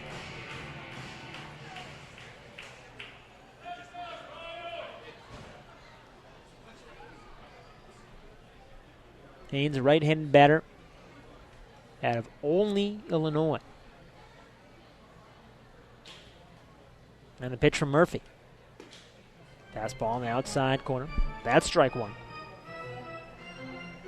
Haynes 1 for 3 with a run and a walk in last night's ball game. It was the Ducks offense early yesterday. It's Lancaster today. 0-1 low. Haynes holds up the hand to tell the runner Howard at second base to stay put. Counts 1-1.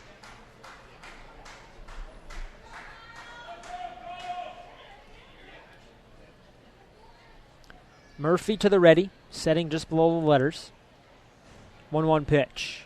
Swung on, hit on one hop right back to Murphy. He fields and throws over to first to retire Howard, or Haynes I should say, and the Barnstormers in the third inning. 2 runs on 3 hits, no errors, 1 left on for Lancaster. On to the 4th inning. 5-1 Barnstormers here on the home of Ducks baseball. Hi, this is Joe Ashbrodine, first baseman, and you're listening to Ducks Baseball on the Ducks official YouTube channel, youtube.com/DucksBaseball. Want to know what happy tastes like? Well, treat your taste buds to Carvel's new Iceberg and Carvel Latte beverages. A Carvel Iceberg starts with your favorite soda, like Coke, Fanta Orange, and Barks Root Beer. Blend in ice and vanilla flavoring. It's then topped off with Carvel's famous soft serve ice cream. And try a new Carvel Latte, a dynamite mixture of coffee and hazelnut or Irish cream flavor, blended with ice and topped off with whipped cream and crunchies. New Carvel Lattes and Iceberg drinks. That's what happy tastes like. Only at Carvel. Visit Carvel.com for the location nearest you. Hey, Duck fans, you want all the latest inside info on your defending Atlantic League champion Long Island Ducks? Then follow Ducks President and General Manager Michael Pfaff on Twitter at twitter.com/LIDucksGM. You'll find out first right here about player transactions, special stories, and so much more. You'll also be able to interact with Michael directly and get his take on all things Ducks baseball. Head to twitter.com/LIDucksGM today and make sure to follow along throughout the entire 2013 season. It's game time.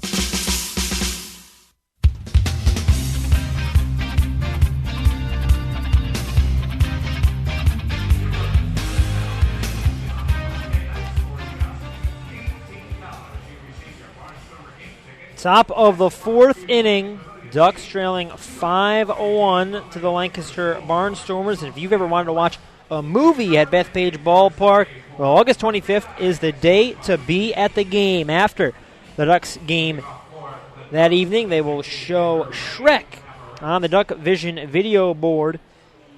Fans will be able to watch it with their game ticket. And if you want to sit in the outfield grass with a blanket and watch it up close, it's just $5 for a VIP pass. For more information, call the Bethpage Ballpark box office at 631-940-TIXX, or just stop by next time you're in Central Islip. Ray Navarrete takes a strike, leading off the top of the 4th inning. First time up, he singled to right. Ducks down 5-1 as the 4th inning starts up. 0-1 pitch. Navarrete takes for a strike on the outside corner. He's quickly behind 0-2. Righty Will Savage on the mound, helped out by a 4-run lead. The kick in the 0-2. Swung on, foul and out of play on the right side. Count remains 0-2. Navarrete just reaching for that pitch on the outside, managing to put it into foul territory. Savage not happy with the baseball he received after that foul ball, so he asks for a new one. Home plate umpire Matt Hensel makes a high throw, forces Savage to jump for it. Savage is no slouch. He's listed at 6'4".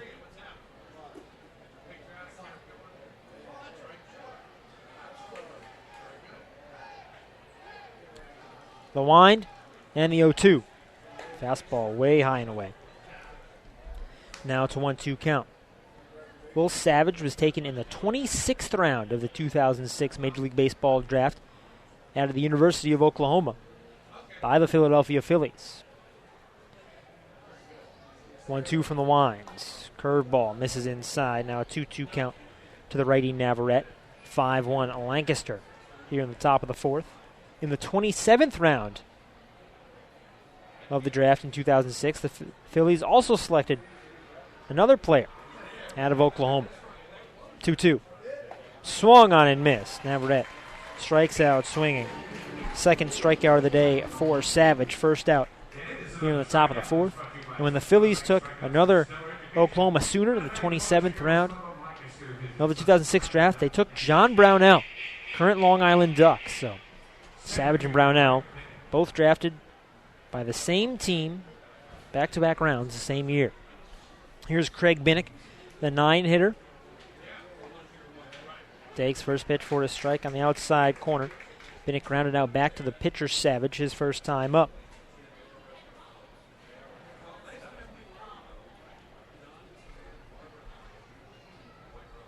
Wind 1-0-1. Swung on line, foul into the tarp foul territory, left field side. Binnick in an 0-2 hole. Savage made it up to Double-A ball in the Phillies organization, reaching Double-A Reading in 2008.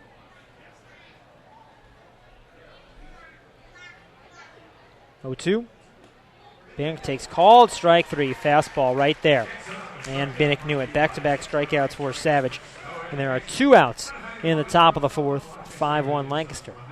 Brownell lasted just 1 season in the Phillies organization, and he's been playing independent ball ever since. Savage played with the Barnstormers in 2009 and the Wichita Wingnuts before he was signed back with the Dodgers for 2010. He made it all the way up to AAA Albuquerque in 2012, but he's back with the Barnstormers this season.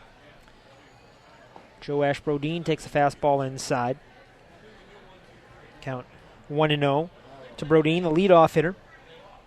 1 for 2 in the ball game.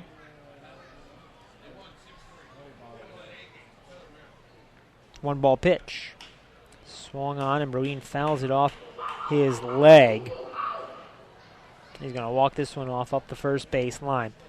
Count evens up at 1-1. Matt Hensel, the home plate umpire, walking receives some new baseballs. He was using his hand to tell the bat boy this is one of those times you don't need to hustle out. As Brodeen is still smarting after fouling that ball off his leg. 5-1 Barnstormers. 2 outs here in the top of the fourth. Ducks have 4 hits, but they've only been able to scratch 1 run across. Lancaster with 5 runs on 7 hits. 3 runs in the second. 2 more on Olmo Rosario's home run in the third. Count even at 1-1 to Brodeen. Batting from the left side, 1-1. Fastball comes inside. Now the count's 2-1.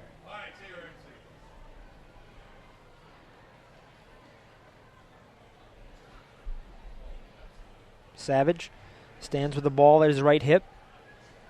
Goes into the windup and the 2-1 pitch. Swung on, popped up, down the left field line. Long run for Galen. He slides and makes the catch to retire Brodeen and the Ducks in the top of the fourth inning. Long Island down 1-2-3 for the first time today. To the bottom of the fourth, 5-1 Lancaster. Hi, this is Brian Nelson, and you're listening to Ducks Baseball on Ducks Baseball official YouTube channel, youtube.com/Ducks Baseball. Beautify your patio, walkway, driveway, or pool surround with Nicoloc paving stones and walls. Nicoloc's specially formulated paver shield offers extra surface wear protection and color enhancement throughout the thickness of the paver. Paver shield guarantees that your pavers will look great for years to come. Bring home the elegance with Nicoloc. Visit the Nicoloc Design Center, Sunrise Highway, Lindenhurst, or Nicoloc.com. Let Nicoloc Pavers, let Nicoloc Pavers pave your way. This one is clocked. Deep left field by Dan Lyons. Going back is left fielder Peter Barrows. He's looking up. That ball will not leave its wingman. I feel the need for speed. Talk to me, Goose. Talk to me. No good. Talk to me. Hey, Duck fans, what's more fun than a home run that helps the Ducks win a game? How about a homer that helps the community win? Chappie's Funeral Home and the Long Island Ducks have again teamed up for the Chappie's Home Run Challenge. If the Ducks hit 100 homers this season, Chappie's Funeral Home will donate $5,000 to the Quacker Jack Foundation. Every time a Ducks hitter goes deep, watch for the Chappie's Challenge home run count on the scoreboard. And if we reach 100, we're all the winner. Chappie's Funeral Home, where caring for others is a family tradition.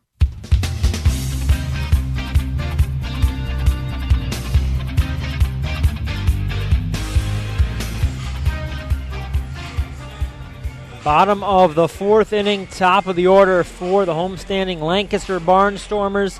They lead the Long Island Ducks 5-1. Lefty Bill Murphy on the mound. Lefty Jerry Owens stepping in to the batter's box. Owens 0 for 1. Was hit by a pitch his last time up. Murphy ready to toss. And the first pitch. Fastball rides inside, the count to 1-0.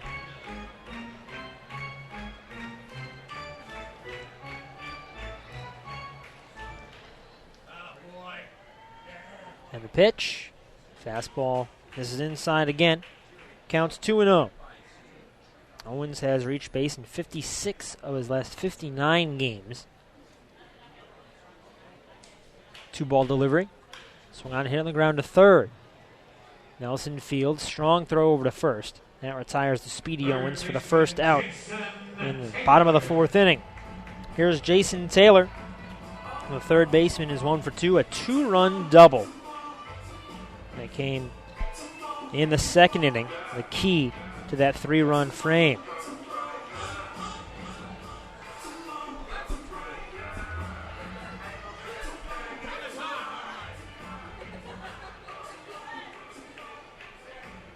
Taylor bats from the right side. Murphy ready. And the pitch. Taylor squares to bunt and missed. That ball hit the catcher Enriquez. He is upset because he is in some pain. Looks like he caught him just below the chest protector. Count is 0-1. Taylor recently became a father. And a son born on July 31st. He did not take the road trip with the Barnstormers, but he's back with the team, and he was 1 for 3 yesterday with 2 walks to extend his 9-game hitting streak. He made it 10 with his double in the second inning. So he has not skipped a beat. 1 strike pitch. Fastball misses outside, and the count evens up.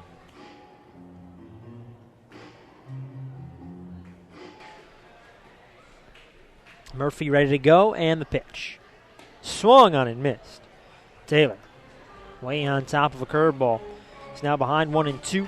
5-1 Barnstormers. 1 down in the bottom of the fourth inning.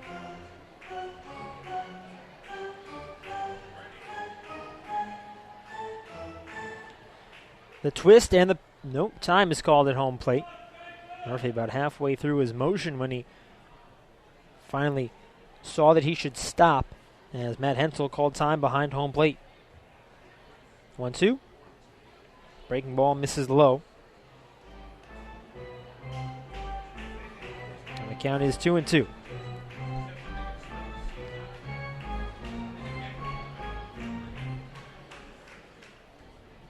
And the pitch.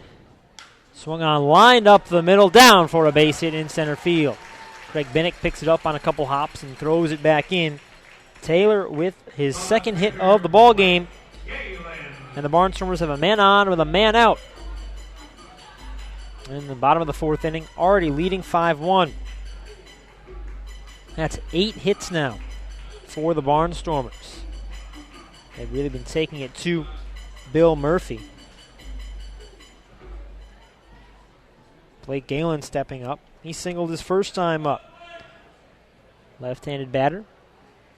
Takes first pitch fastball for a strike on the inside corner. Galen singled to right his first time. Fly out to right the second time he came to the plate.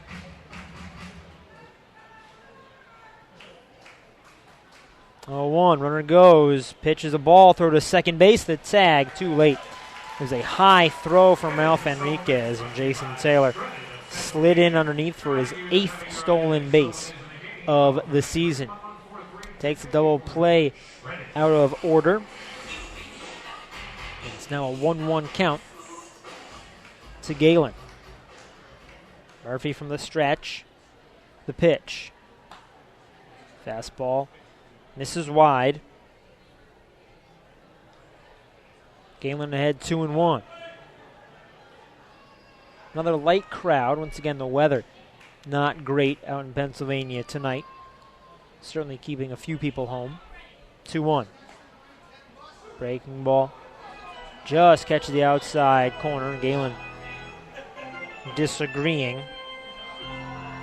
And the count's 2-2. Galen has reached base in 50 of his last 51 ball games. The only exception came on July 18th at Somerset.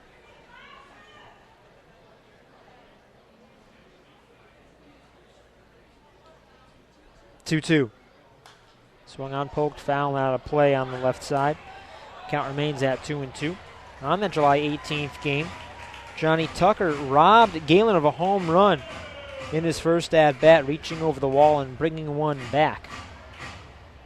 If Tucker hadn't made that play, Galen might well have a 51-game on-base streak.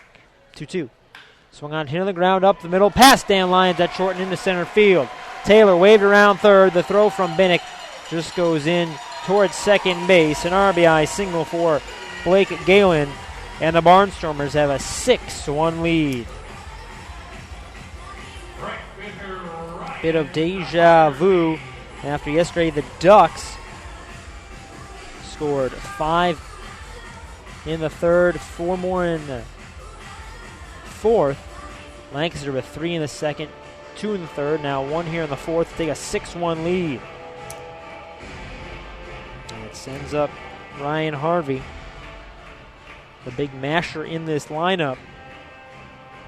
Double to right field. His first time up came around to score the first of the 2 runs in the third inning. And the pitch set to throw over to first base. Strebe grabs it as Galen shuffles back to the bag.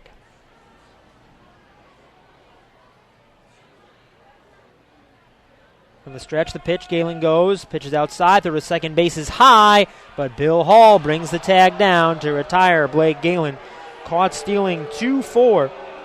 9th time this season Galen has been caught stealing. It was a very close play. And the umpires who paid to watch this game, many of them disagreeing.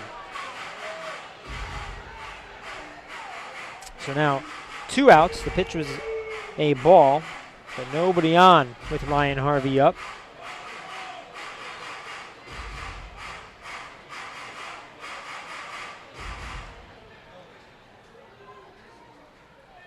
One ball pitch. Fastball high and away. Counts at 2-0. This game nearing the hour-and-a-half mark. 4th inning not even over. 2-ball delivery. Fastball low. And the count's to 3-0. Murphy's now thrown 67 pitches. No action in the bullpen. 3-0. Fastball in there for the strike. Get me over fastball came in at 87 for Murphy. And the count's to 3-1. You know he'll be careful with Harvey. And the pitch. Swung on and missed. Nice change up from Murphy. And the counts are on full.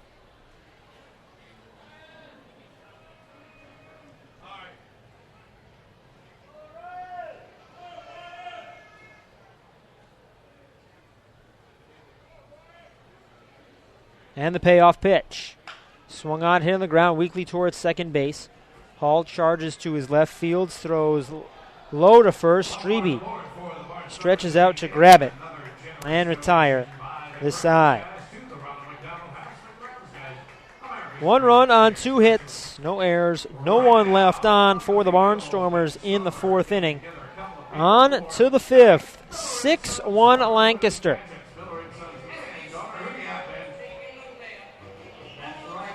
Hi, this is pitcher John Brownell, and you're listening to Ducks Baseball on the Ducks official YouTube channel, youtube.com/DucksBaseball. Northeast Facility Supplies is the official janitorial supplier of the Long Island Ducks, serving all of Long Island, both North and South Fork locations to better serve you. We're located in Ronkonkoma and have a complete range of janitorial supplies for all your facilities' needs. Whether it's paper, plastics, chemicals, machinery, or equipment, no business is ever too big or too small for us. Don't forget to ask about our price match guarantee.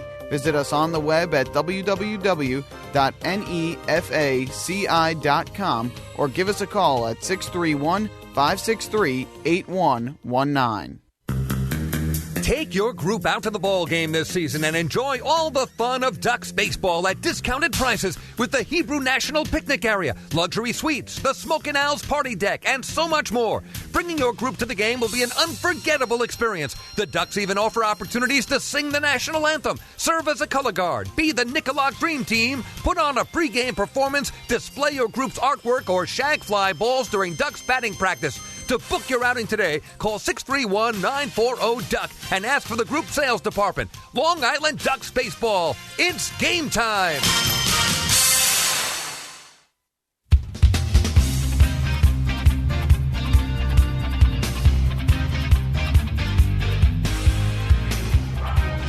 Top of the 5th inning, 6-1 Lancaster.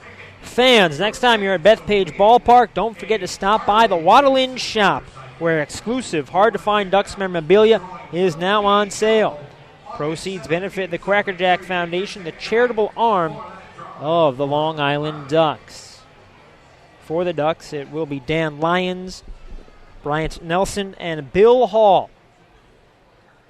Here in the top of the 5th inning, Lions entered this ball game in the bottom of the 1st after Josh Barfield was hit on the hand with a pitch. Bill Hall shifting from shortstop to second base, and Lyons inserted into the lineup.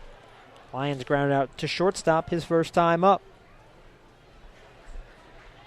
Righty to righty from Will Savage, first pitch. Fastball on the inside corner for a strike. That was pitch number 80 for Savage.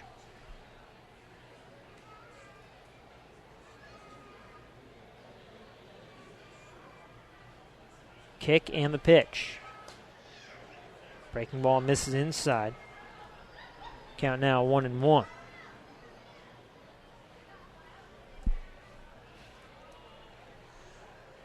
Lions with white and orange batting gloves. 1-1 pitch. Swung on, popped up, fouling out of play on the right side. He's now behind 1-2.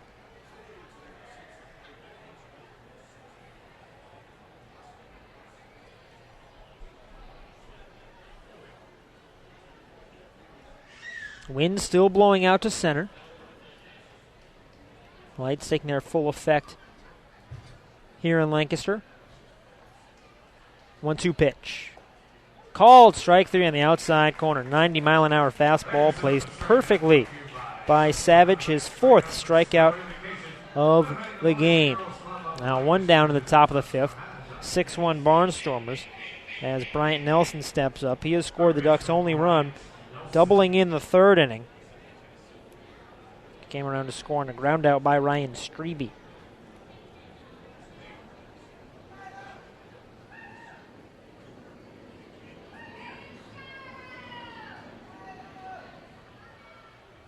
Switch hitter bats from the left side, first pitch. In there for a strike. Nelson dropped the bat like a half-hearted show of bunt. I would not expect Nelson to try to bunt for a hit. 1 strike delivery. Swung on, hit on the ground to second base. Rosario shuffles right, double pumps, and throws to first to retire Nelson. Now the second out of the frame. 6-1 Barnstormers here in the top of the 5th. Sends up Bill Hall. He's reached base twice today, yet to record a hit. Reached on a fielder's choice in the 1st, and then on an error in the 3rd. A strange play, high pop-up Shortstop Haynes went back, and Galen, the left fielder, came in, and the ball fell between them. Haynes had all sorts of time, and it wasn't like there was going to be a collision. He just didn't make the play. First pitch to the righty Hall. Fastball misses outside, 1-0. So Hall ended up at second base when he hit that pop-up.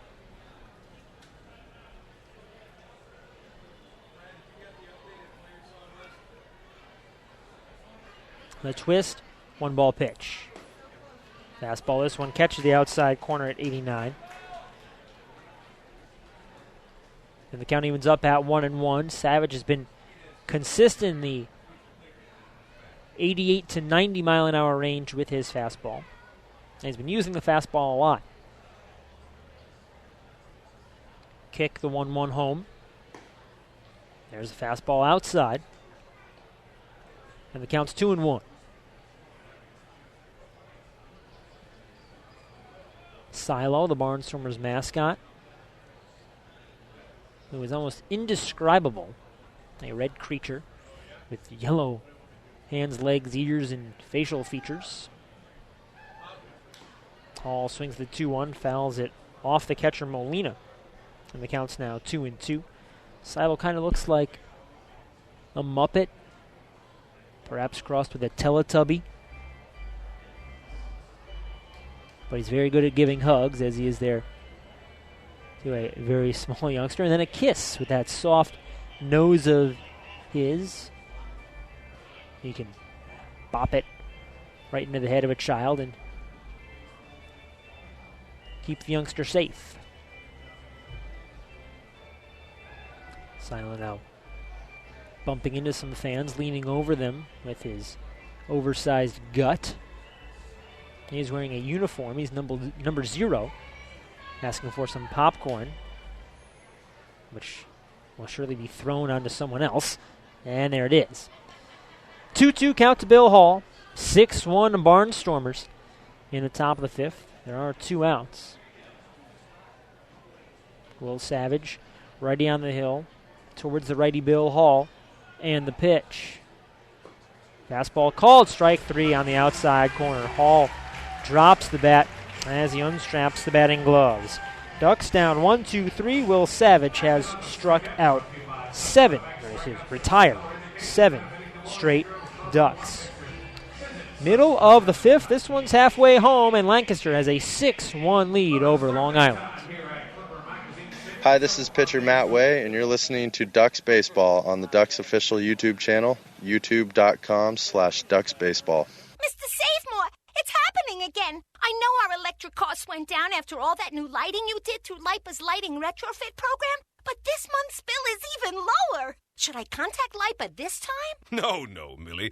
There's still nothing wrong with our LIPA bill. This time I took advantage of LIPA's AC retrofit program. Our central air system was, let's say, not too efficient anymore. You remember last summer. With LIPA's AC retrofit program, I replaced all our units, here in our offices, in our warehouse, and our showroom. With LIPA's increased rebates and lower cooling costs every summer, our new AC systems will pay for themselves in just a few years. Oh, Mr. Savemore, you did it again! You save more!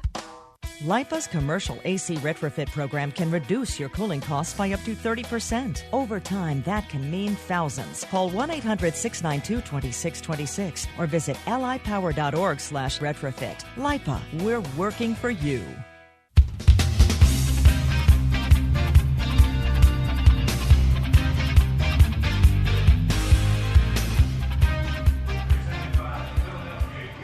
Bottom of the 5th inning. 6-1 Lancaster here in Pennsylvania. And the Ducks have announced that the Take a Duck to Class essay contest has returned for 2013. If you've ever wanted a Long Island Duck player and Quacker Jack himself to show up at your school, then stop by your local TD Bank and pick up an entry form. Write in 250 words or less why my community is important to me, and 4 lucky winners will have a Ducks player and Quacker Jack stop by their school for an hour visit courtesy of TD Bank. Whatever happens in that hour is up to you. For more information, go to liducks.com or stop in your local TD Bank to pick up an entry form. Travis Denker, Olmo Rosario, and Kevin Howard here for the Barnstormers, up 6-1 in the bottom of the 5th inning. Lefty Bill Murphy still on the mound. And the first pitch. Fastball outside for ball 1. Denker 0 for 2. Ground out and a pop out.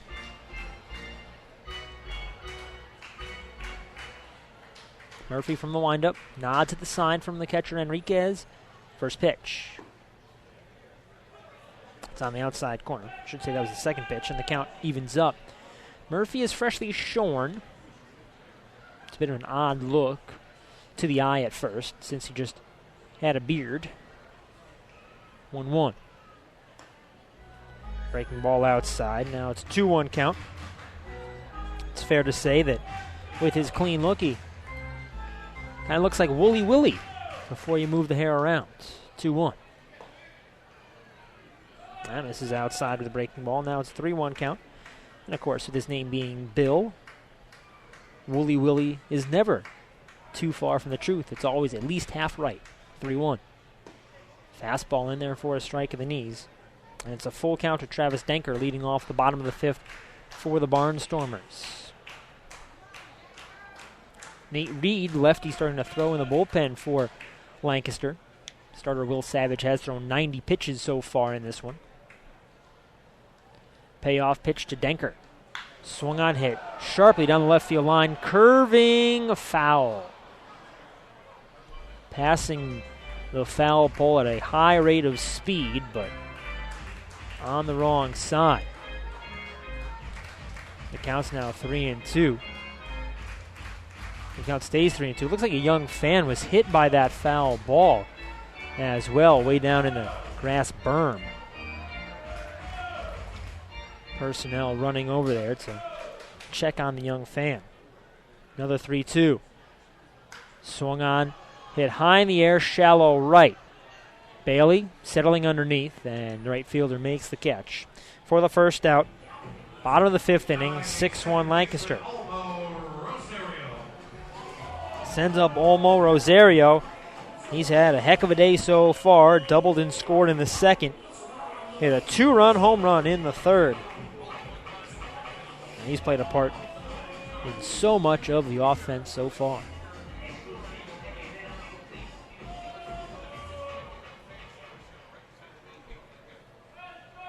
Rosario up from the right side. Lefty Murphy kicks and deals. First pitch fastball misses away. Count 1-0.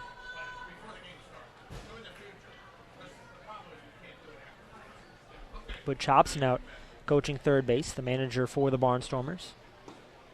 The 1-0 was in there for the strike, and the count evens up.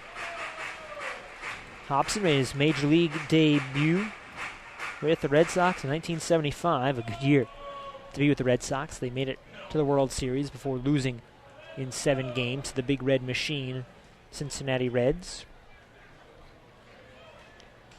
Hobson played with George Scott on the Red Sox. Boomer. George Scott just recently died as this one is fouled past Hobson down at third base. So watch it roll towards the Ducks bullpen. And the count's 1-2 on Rosario. Scott, a first baseman and third baseman. Hobson, third baseman himself. 1-2. Swung on and missed. Murphy with the fastball there earns the strikeout of Rosario. First strikeout of the game for Murphy. And it's the second out of the bottom of the 5th inning. 6-1 Lancaster.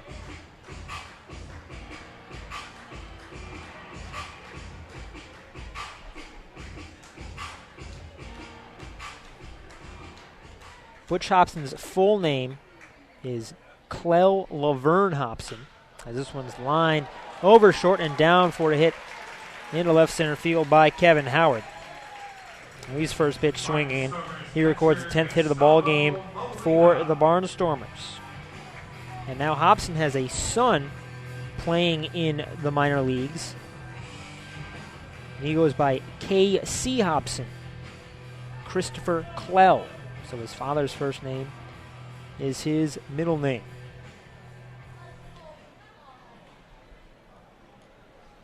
Gustavo Molina up from the right side. 0 for 1 with a walk and a run scored. Swings the first pitch and comes up empty. Count 0-1. Hobson plays in the Blue Jays system. This year he's in High A Dunedin down in Florida. 1-strike pitch. Curveball low, and the count evens up to Molina. Howard on first base. 2 down, bottom of the 5th. Barnstormers up 6-1.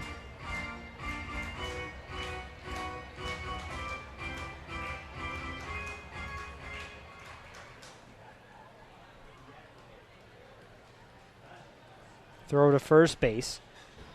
Howard scampers back safely. K.C. Hobson, Butch's son, was a 6th-round draft pick of the Blue Jays in the 2009 draft.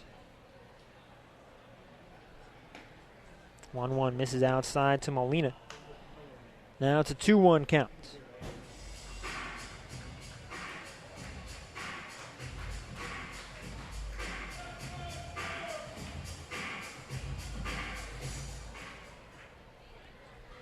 Murphy from the stretch, and a throw to first base. Howard back in safely again.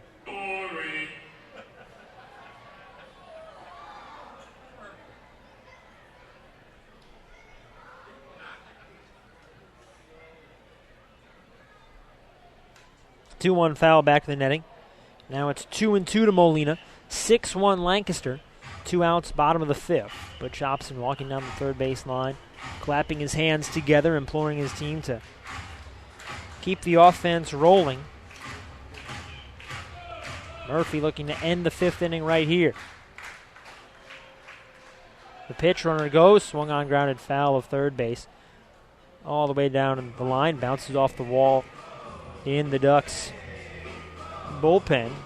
Right fielder Joash Brodeen saw the ball come towards him, but he pointed out towards the bullpen and said, "Why don't you guys come and get that one?" So Bob Murphy hopped off the bench, and he did.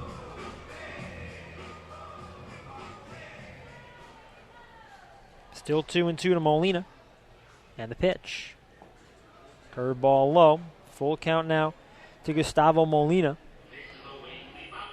That'll allow Kevin Howard to get an early start from first. Nate Reed still throwing in the bullpen. See if the Barnstormers go to the lefty Reed for the 6th inning. Murphy good to go. Payoff pitch. Runner goes. Bounces. And Molina draws the walk. Second walk issued today by Bill Murphy. And the Barnstormers have 2 on with 2 outs. Up 6-1 in the bottom of the 5th inning. Sends up Kyle Haynes, the 9-hitter. Doubled to drive in a run. Scored himself in the 2nd inning. Grounded out back to the pitcher in the 3rd.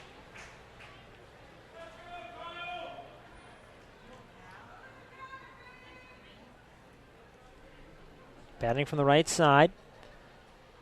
First pitch fastball high and away. Count 1-0. Haynes came up through the Giants system, made it to Double-A Connecticut in 2008, and played with the Camden River Sharks in 2009. Swing and a miss. Count evens up. And then was signed by the Indians and went into their organization. Played in High A Kinston and Akron in the Eastern League Double-A for the Indians in 2009. 1-1.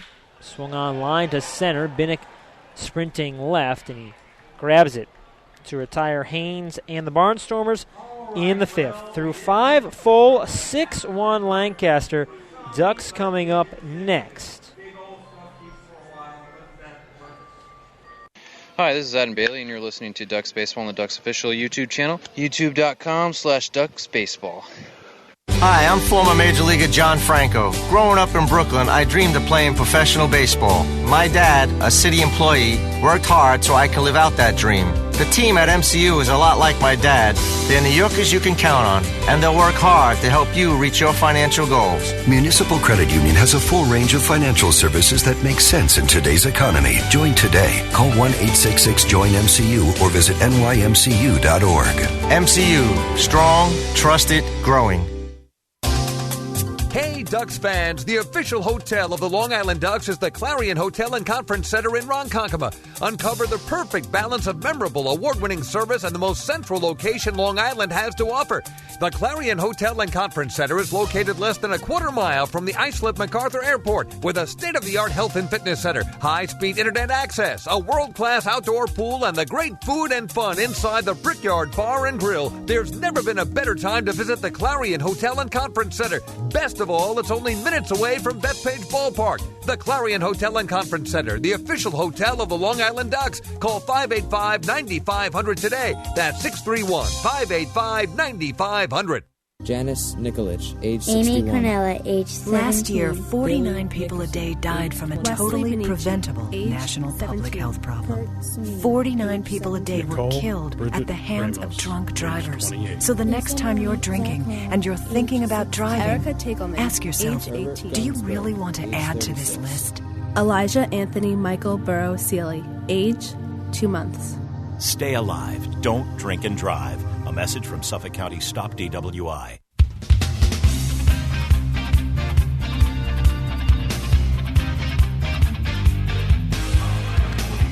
Top of the sixth inning, new pitcher into the game. It's Nate Reed for the Barnstormers. Will Savage leaves with a 6-1 lead.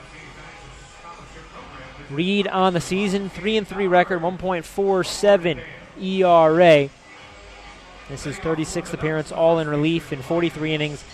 Reed has struck out 43 while walking 20, giving up 28 hits, 8 runs, 7 of them earned.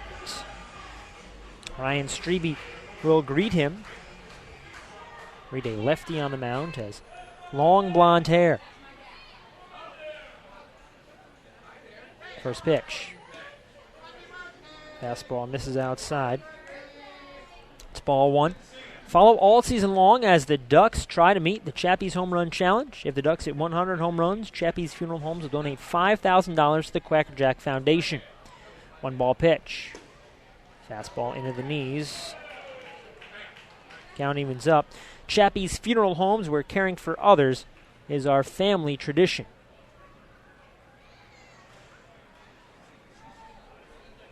From the stretch, 1-1 home from Reed. Swung on, hit sharply on the ground to short. 2 hops for Haynes. Fields at the neck. Throws high. Denker tried to make a swipe tag on Strebe as he ran by, but was unsuccessful. And Strebe reaches first base on an error. Charged to Haynes, his second error of the ball game, and his 6th of the season. So the Ducks have the leadoff man on here in the bottom of the 6th inning, trailing at the top of the 6th inning, trailing 6-1. Sends up Adam Bailey, right fielder 0 for 1 with a walk. Lefty-lefty matchup here. And the pitch. Breaking ball misses outside. The count 1-0.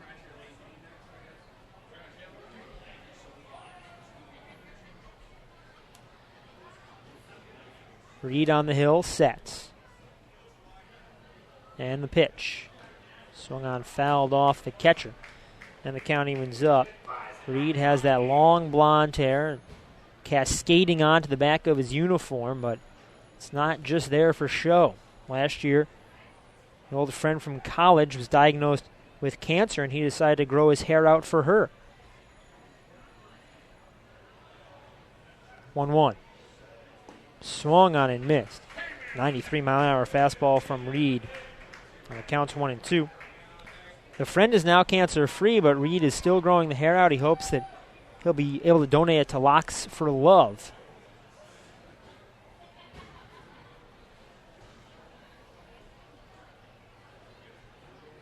Set of the belt. And the 1-2 pitch. Swung on, popped up. Second baseman Rosario back on the grass. And he makes the catch. Strebe shuffles back to first base after Bailey pops out. First out at the top of the sixth. 6-1 Barnstormers. Give the final line for Will Savage. He went 5 innings, gave up 4 hits, 1 run, it was earned, 1 walk, 5 strikeouts on exactly 90 pitches. Here's Ralph Enriquez batting from the right side for the first time today. First pitch. Swung on, grounded weakly up the third base line, foul. Kevin Baez, the manager and third base coach, picks it up. Flips it to a young fan who drops it on the top of the dugout, but he splays out to recover it. And counts 0-1. Enriquez 1 for 2 in the ball game, singled in the second inning, then grounded out to third in the third. 0-1. Swung on and missed. Nasty breaking ball there from Reed. Enriquez quickly in an 0-2 hole.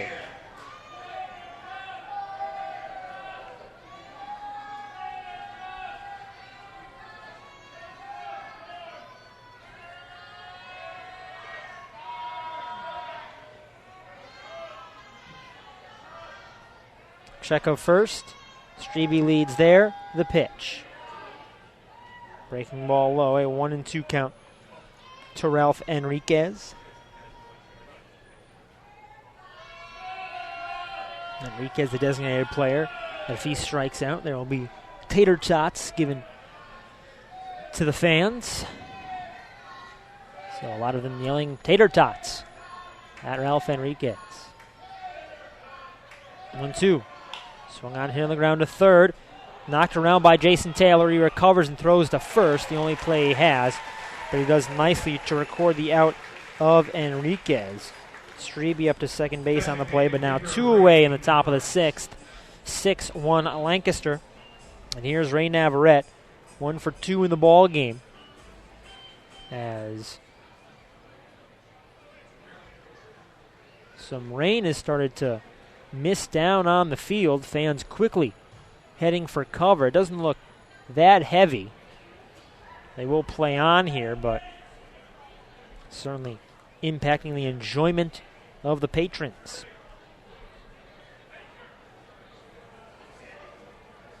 Navarrete in from the right side. First pitch. Swung on, grounded weakly towards the left side of the infield. Taylor bounces it around again, and Navarrete is safe on first with Strebe up to third.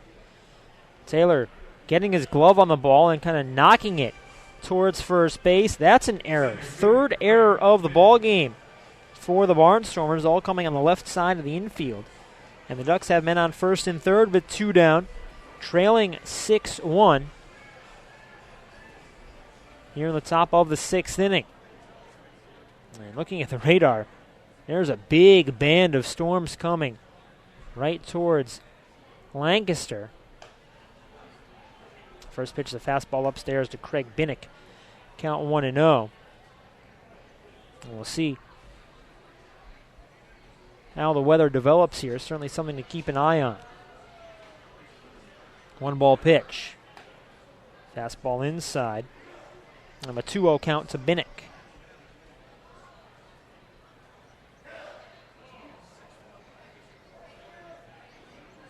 Strebe off third, Navarrete off first. Both reaching on errors here in the 6th inning. Here's the 2-0. Swung on, popped up, fouling out of play. First base side. Denker over for a look, but it falls some 10 rows deep. Count now 2-1 to Binnick. 6-1 Barnstormers. Top of the 6th inning.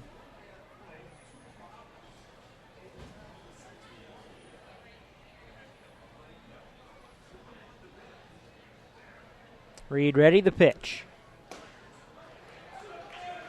Fastball on the outside corner for a strike. And the count goes to 2-2.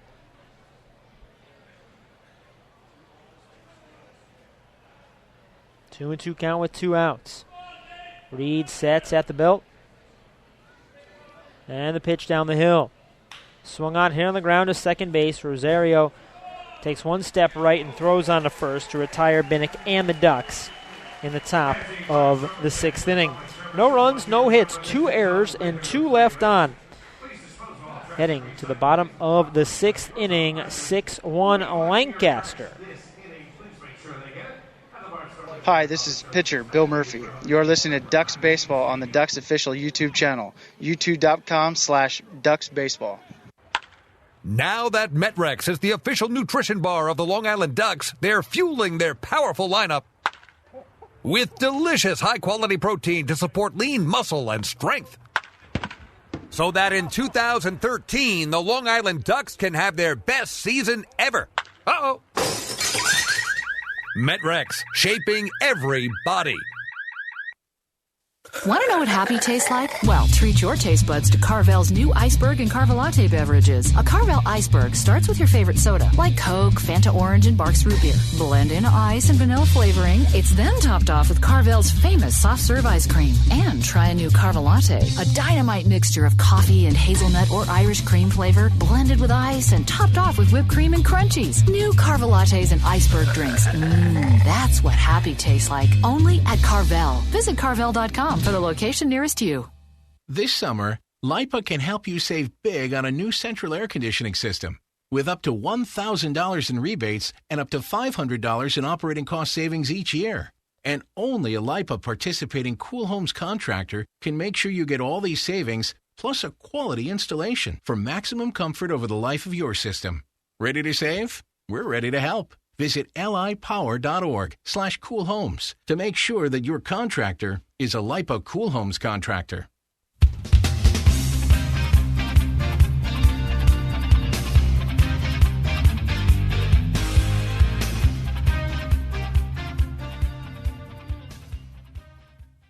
Bottom of the sixth inning, 6-1 Barnstormers over the Ducks. Bill Murphy still on the hill for Long Island. He'll face the top of the Lancaster order, Jerry Owens, Jason Taylor, and Blake Galen. Here in the sixth, Owens flied out to left in the first inning, was hit by a pitch in the second, then grounded out to third in the fourth inning. Taps his natural colored bat on home plate, steps back out of the box. He wears white batting gloves and black sleeves underneath the white uniform that just extend past the elbow. Lefty-lefty matchup here. First pitch from Murphy. Breaking ball misses low and away. That's ball one. Right-handed action in the Ducks bullpen. Looks like Pete Budkovics starting to throw. 1-ball pitch. Swung on, lined over, short down for a hit in left field. Joe Ashbrodeen cuts it off on a hop and tosses it back in. First hit of the game for Owens, 11th overall for the Barnstormers. And they have the leadoff man on for just the second time today. Sends up Jason Saylor. He's 2 for 3. 2-run double in the second inning. A single and a run scored in the fourth. 6-1 Barnstormers. Nobody out bottom of the sixth inning. Throw to first base. Owens dives back in safely. Owens does have 22 stolen bases on the season, second most in the Atlantic League. He's still on his hands and knees down at first. And it looks like the trainer is going to come out. It's Ashley Wenger. And Owens is holding his head. Perhaps he got something in his eye. It's very strange. It just looked like a normal dive back into first. Owens standing there with his hands on his knees, his head bowed. Ryan Strebe standing right there, and Owens says he's good to go. Ashley Wenger, the trainer, hustles back to the dugout. And everyone's back into position. Owens still looking like he's trying to stretch his neck out as he adjusts the tuck of his uniform. Jason Taylor yet to see a pitch up from the right side. Murphy sets the belt and throws to first base. Owens back in, standing up this time. 6-1 Barnstormers. Nobody out. Bottom of the 6th inning.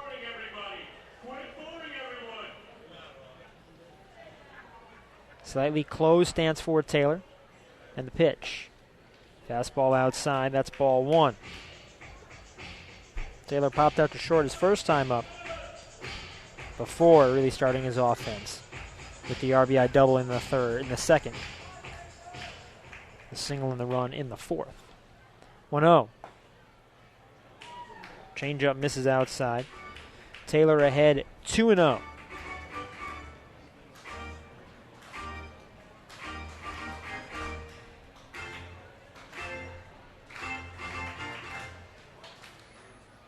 Budkovic standing on the bullpen mound.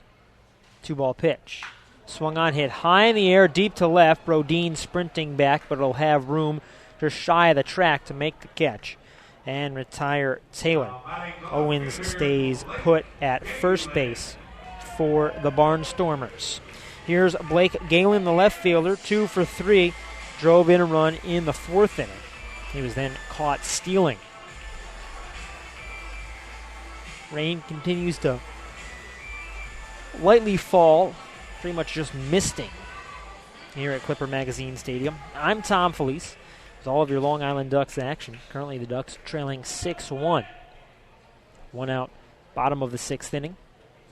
Lefty to lefty. Galen swings the first pitch, pops it up, foul ground, first base side. Strebe onto the warning track near the dugout. First baseman can't make the catch as he stumbles down the dugout steps.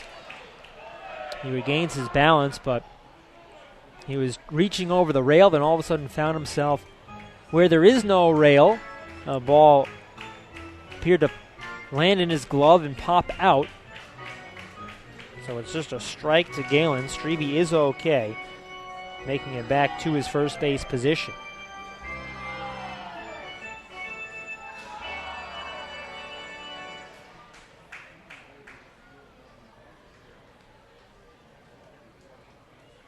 One strike delivery. That misses outside. And the count evens up. Another off-speed pitch. That time from Murphy. Owens leads off first base. 1-1. Swung on. Hit high in the air, shallow left. Brodeen underneath. And he makes the catch. Second consecutive batter to fly out to Joash Brodeen. And there are 2 down in the bottom of the 6th inning. 6-1 Barnstormers. Sends up Ryan Harvey. He's 1 for 3. Had a double and scored in the 3rd inning. He has been hot as of late. 3 grand slams in his past 11 ball games. Stands in from the right side. Swings and misses at the first pitch. He's behind 0-1. That was a healthy cut at a high fastball.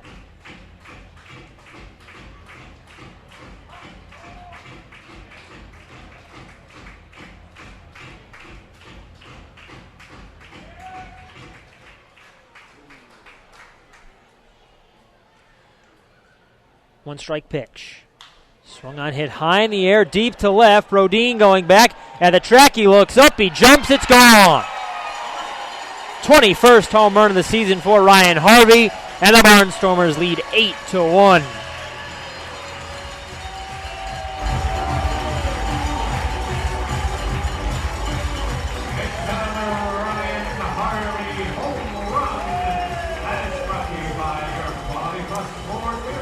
That ball just exploded off the bat of Harvey, and he sent it a long way, left field very deep here in Lancaster. Harvey makes it 8-1 Barnstormers in the bottom of the 6th. Now brings up Travis Denker. He's 0 for 3. It's been rather irrelevant. The rest of the offense has certainly picked him up. First pitch to the righty. Fastball outside. Counts 1-0. Stenker grounded out to shortstop in the second inning. Popped up to second base in the third. Flied out to right in the fifth, I should say. Flies another one to deep right. Bailey on the edge of the warning track corrals it and retires the side. 2 runs on 2 hits. Ryan Harvey's big home run, putting both runs on the board for the Barnstormers in the bottom of the 6th inning. On to the 7th, 8-1 Lancaster. Hi, this is pitcher Pete Bukovitz, and you're listening to Ducks Baseball on the Ducks official YouTube channel, youtube.com/DucksBaseball. Janice Nikolic, age Amy 61. Cornella, age 17. Last year, 49 people a day died from a totally preventable national public health problem. 49 people a day were killed at the hands of drunk drivers. So the next time you're drinking and you're thinking about driving, ask yourself, do you really want to add to this list? Elijah Anthony Michael Burrow Seeley, age 2 months. Stay alive. Don't drink and drive. A message from Suffolk County Stop DWI. Hey Ducks fans, your recreation destination this year is The Rinks at Hidden Pond Park. The Rinks features 2 full-size ice rinks, a 97-acre summer day camp, a New York State licensed preschool academy, and a wide variety of birthday party options. Learn to skate, join one of many hockey leagues, swim in an Olympic-sized pool, and enjoy all the fun that The Rinks has to offer. Visit us today at 660 Terry Road in Hauppauge, or check us out online at therinks.com. The Rinks, your recreation destination. Beautify your patio, walkway, driveway, or pool surround with Nicoloc paving stones and walls. Nicoloc's specially formulated paver shield offers extra surface wear protection and color enhancement throughout the thickness of the paver. Paver shield guarantees that your pavers will look great for years to come. Bring home the elegance with Nicoloc. Visit the Nicoloc Design Center, Sunrise Highway, Lindenhurst, or Nicoloc.com. Let Nicoloc paver, let Nicoloc pavers pave your way.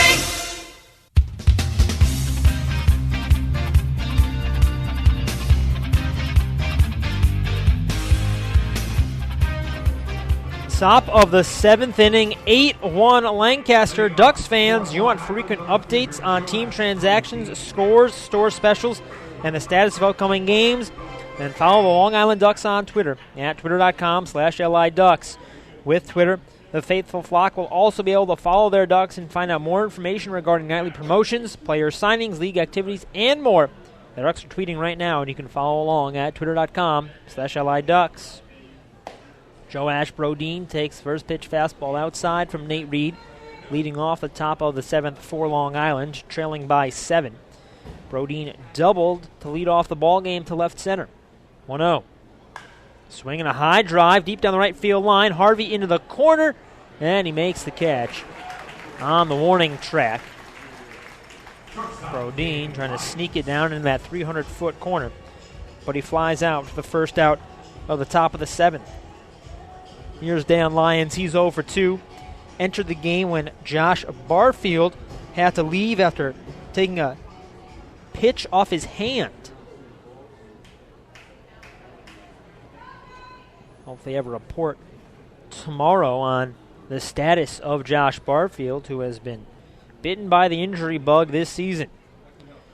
Lefty to righty, first pitch to Lyons.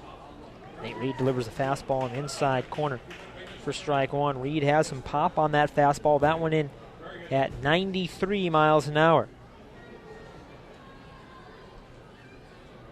From the stretch, the set, and the 1-strike pitch. Breaking ball low, bounced off the plate and past the catcher Molina. Count evens up.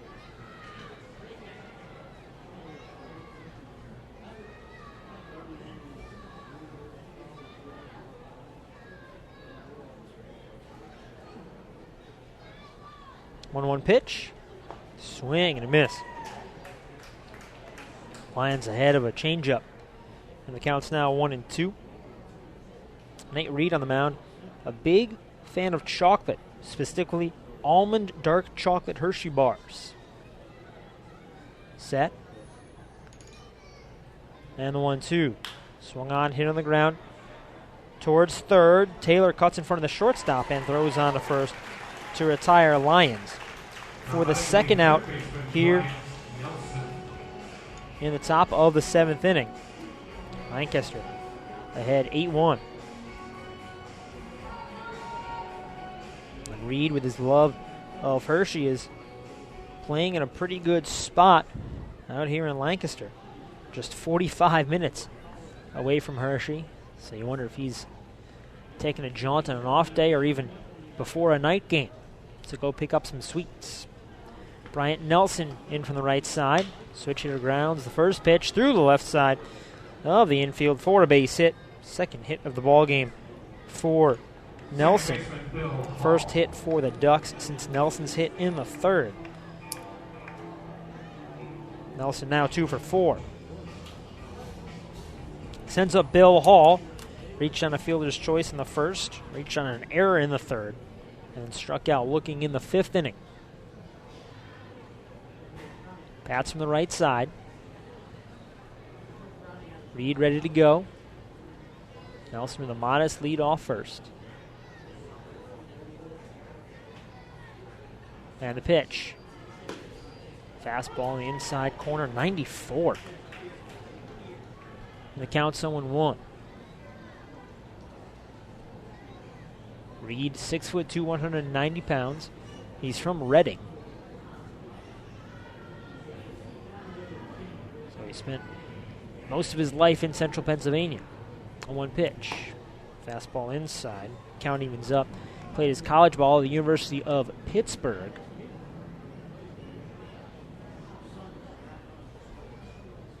Hall stepping out of the batter's box. Ducks down 8-1. Top of the 7th. 2 outs, a man on first.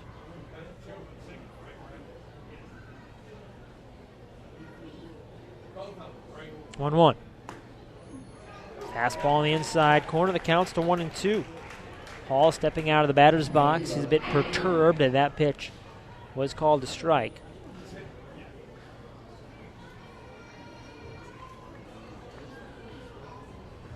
Now he'll step back in, have to reset himself.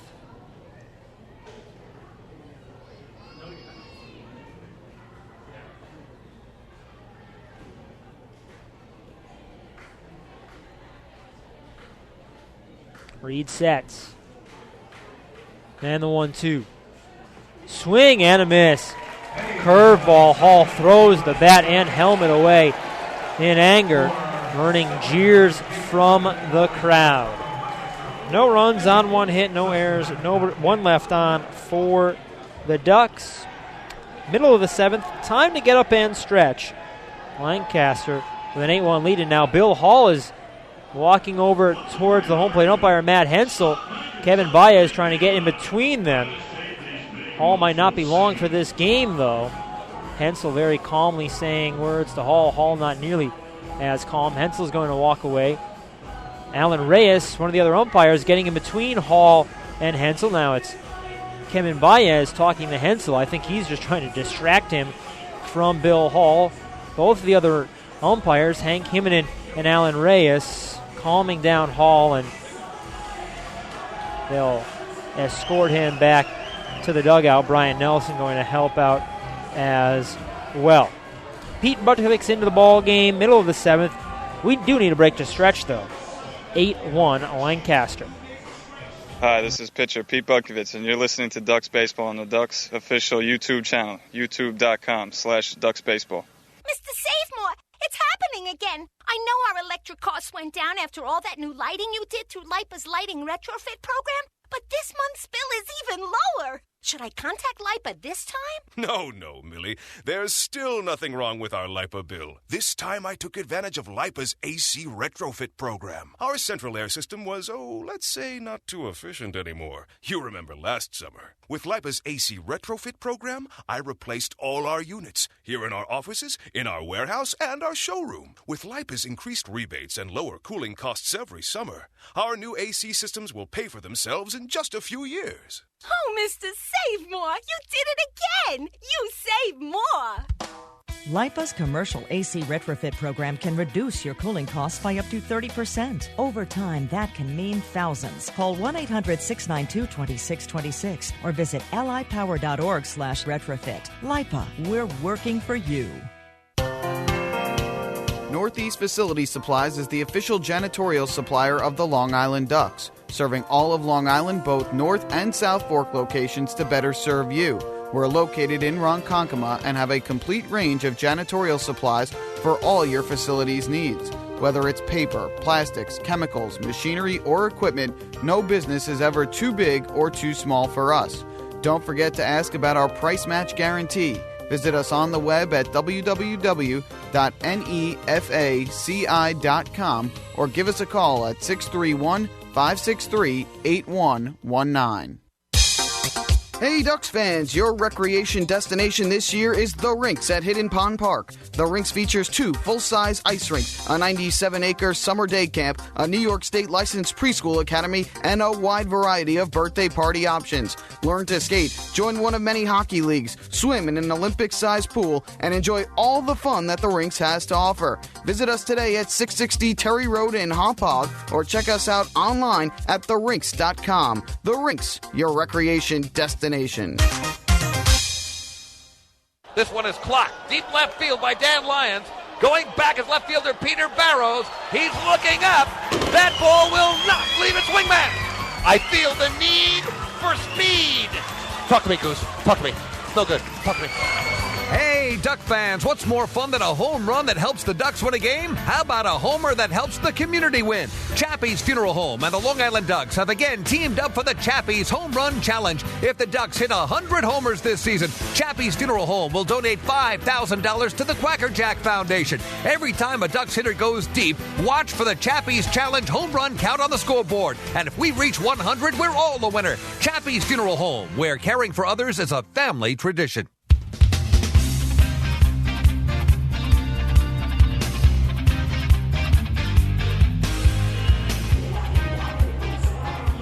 Bottom of the 7th inning. And P.J. Phillips is in at second base. Not sure if Bill Hall was ejected or the Ducks just took him out of the ball game as Pete Budkovics enters the game as the pitcher for Long Island. In the first pitch he throws the fastball high and away to Olmo Rosario. And now a breaking ball misses outside. It's 2-0 to Rosario. Here in the bottom of the 7th inning, 8-1 Lancaster.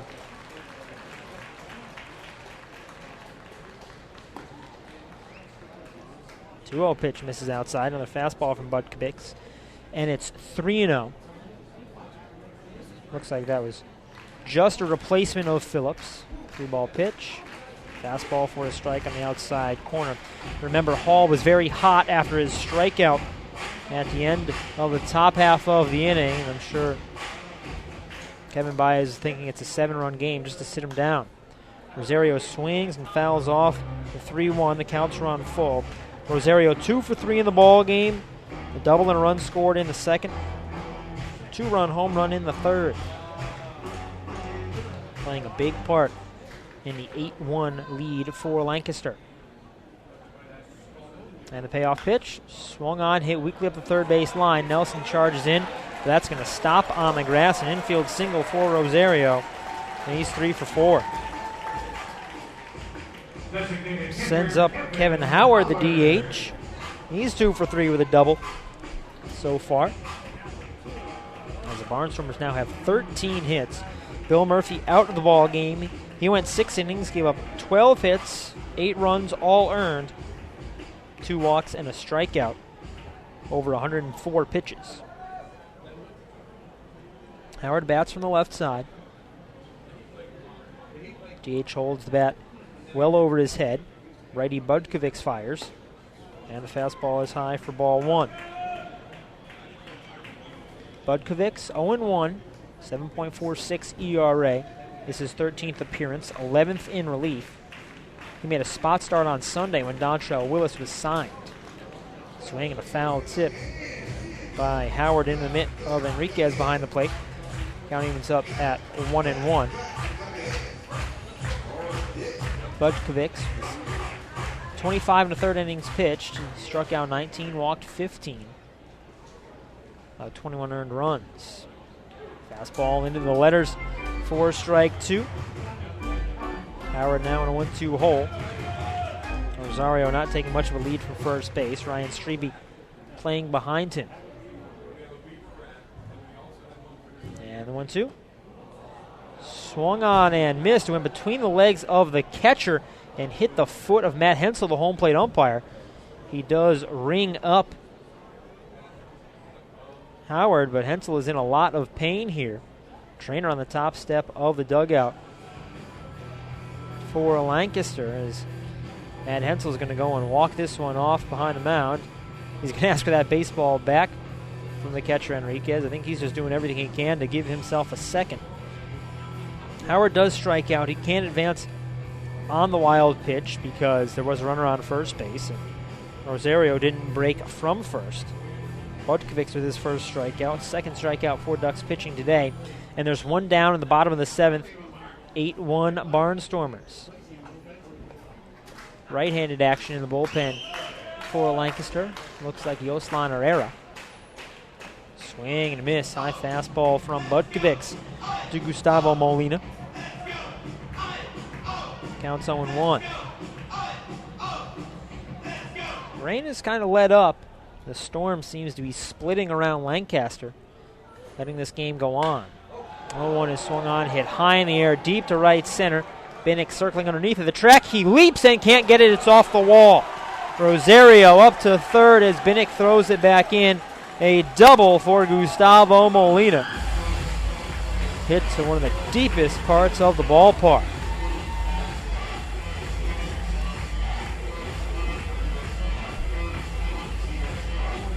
Molina catching that one flush, hitting it just to the right of the batter's eye. And I think Butch Hobson is out there. He's saying that this might have been a home run. There's netting out there in front of Home Run Harbor, and I think Hobson believes it was a home run, but Alan Reyes, the field umpire, is saying it is not. And Hobson not putting up much of a fight. He is ahead by 7.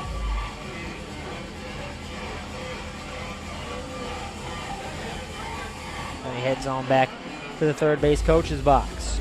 9-hitter Kyle Haynes batting from the left side for the first time today. Switch hitter is 1 for 3. First pitch, the fastball missing inside. Count 1-0. Infield comes in for the Ducks. They want to limit the damage. They do have 6 outs left to work with offensively. 1-0. Fastball tight, 2-0 count. Now to Howard.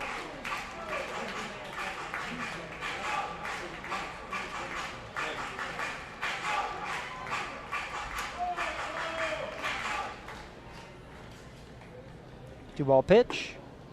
That's fastball on the inside corner. The count's at 2-1. Budkovic consistently right around 90 miles an hour with the heater.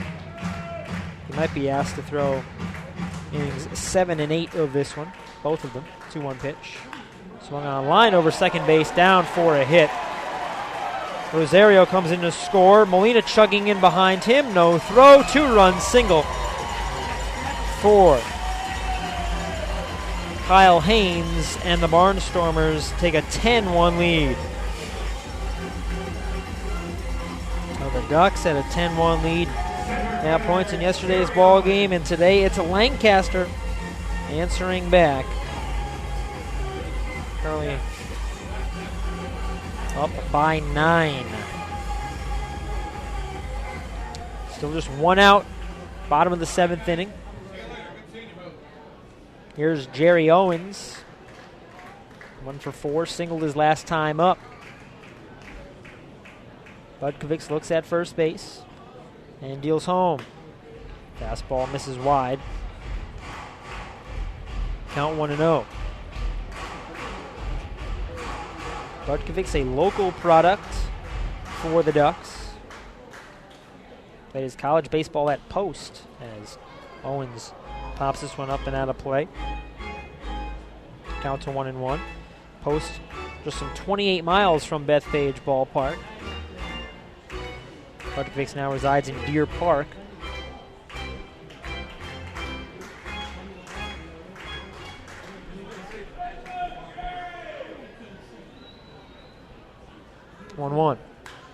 Curveball swung on, sky to shallow center. Binnick, a few steps in. He stops and makes the catch to retire Owens for the second out of the bottom of the 7th. 10-1 Barnstormers.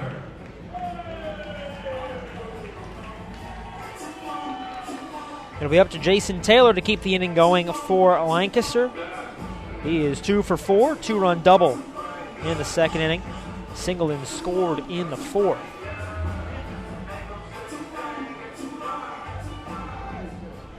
Batting from the right side against the righty, Pete Budkovics.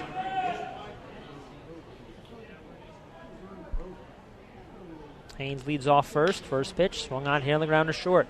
Lions fields underhand flip to second, where P.J. Phillips takes it to record the out and retire Taylor and the Barnstormers in the 7th inning. 2 runs on 3 hits, no errors, and 1 left on. On to the 8th, 10-1 Lancaster over the Ducks.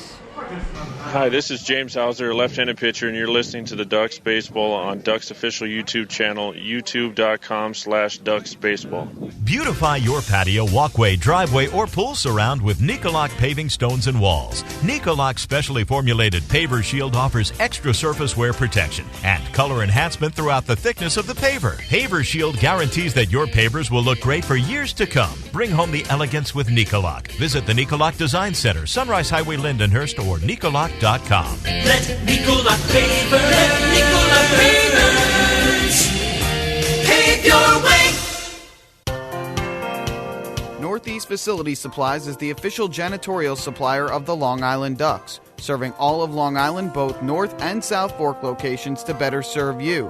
We're located in Ronkonkoma and have a complete range of janitorial supplies for all your facilities' needs. Whether it's paper, plastics, chemicals, machinery, or equipment, no business is ever too big or too small for us.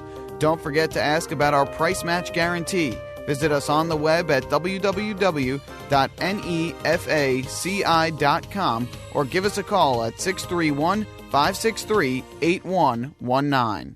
This one is clocked. Deep left field by Dan Lyons. Going back is left fielder Peter Barrows. He's looking up. That ball will not leave its wingman. I feel the need for speed. Talk to me, Goose. Talk to me. It's no good. Talk to me.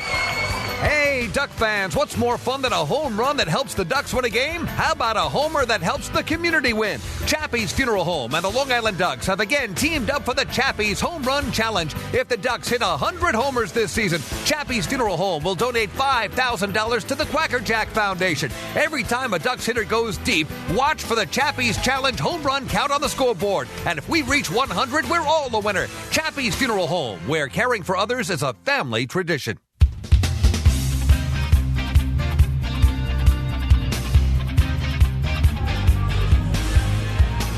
Top of the 8th inning, 10-1 Lancaster over the Ducks here at Clipper Magazine Stadium. I'm Tom Felice. And fans, on a cool night like this, warm up with a hot cup of Hampton Coffee Company gourmet coffee. Available right now at the Bethpage Ballpark concession stands.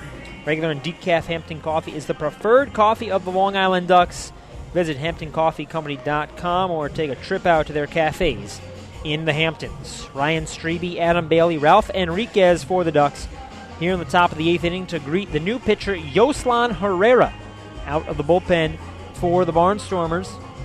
Herrera, 6'2", 200-pound right-hander out of Cuba. Now resides in Brandon, Florida. It'll be righty-righty to start the inning as Ryan Strebe steps up. Strebe 0 for 3, reached on an error his last time up. Drove in a run with a ground out in the 3rd. The Ducks' only run so far. Herrera nods at the sign, the first pitch. Fastball for a strike on the inside corner. Strebe behind 0-1. Herrera 2-1, 4.87 ERA. This is 43rd appearance, all in relief on the season.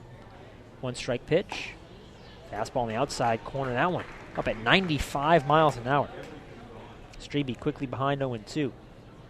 Herrera in 37 innings has struck out 41, walked just 13. The kick and 0-2. That fastball misses outside. Herrera has allowed 32 hits, 22 runs, 20 of those earned. Opponents hitting just .237 against him. And the 1-2. Swung on line right back to Herrera, and he makes the catch. Reaching across his body, grabbed the liner, and Strebe is set down, leading off the top of the 8th. Ducks down 10-1. It's just been that kind of night for Long Island. Lancaster with 15 hits, the Ducks with just 5. Here's Adam Bailey, left-handed hitting right fielder, 0 for 2 with a walk. Trying to keep his home run streak going. Home runs in 3 straight games for Bailey.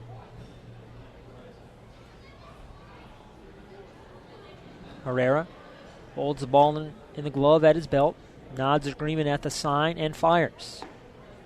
Fastball, strike on the inside corner. Bailey behind 0-1.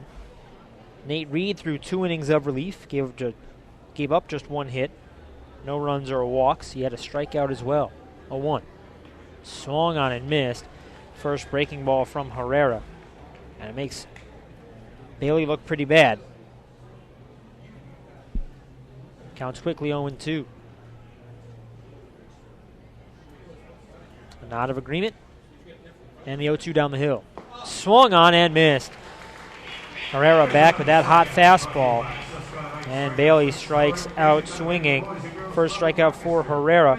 7th strikeout of the game for Barnstormers pitching. And there's 2 down in the top of the 8th with Ralph Enriquez stepping up. Switch hitting catcher, 1 for 3. Singled in the 2nd inning. And has grounded out twice to third base since.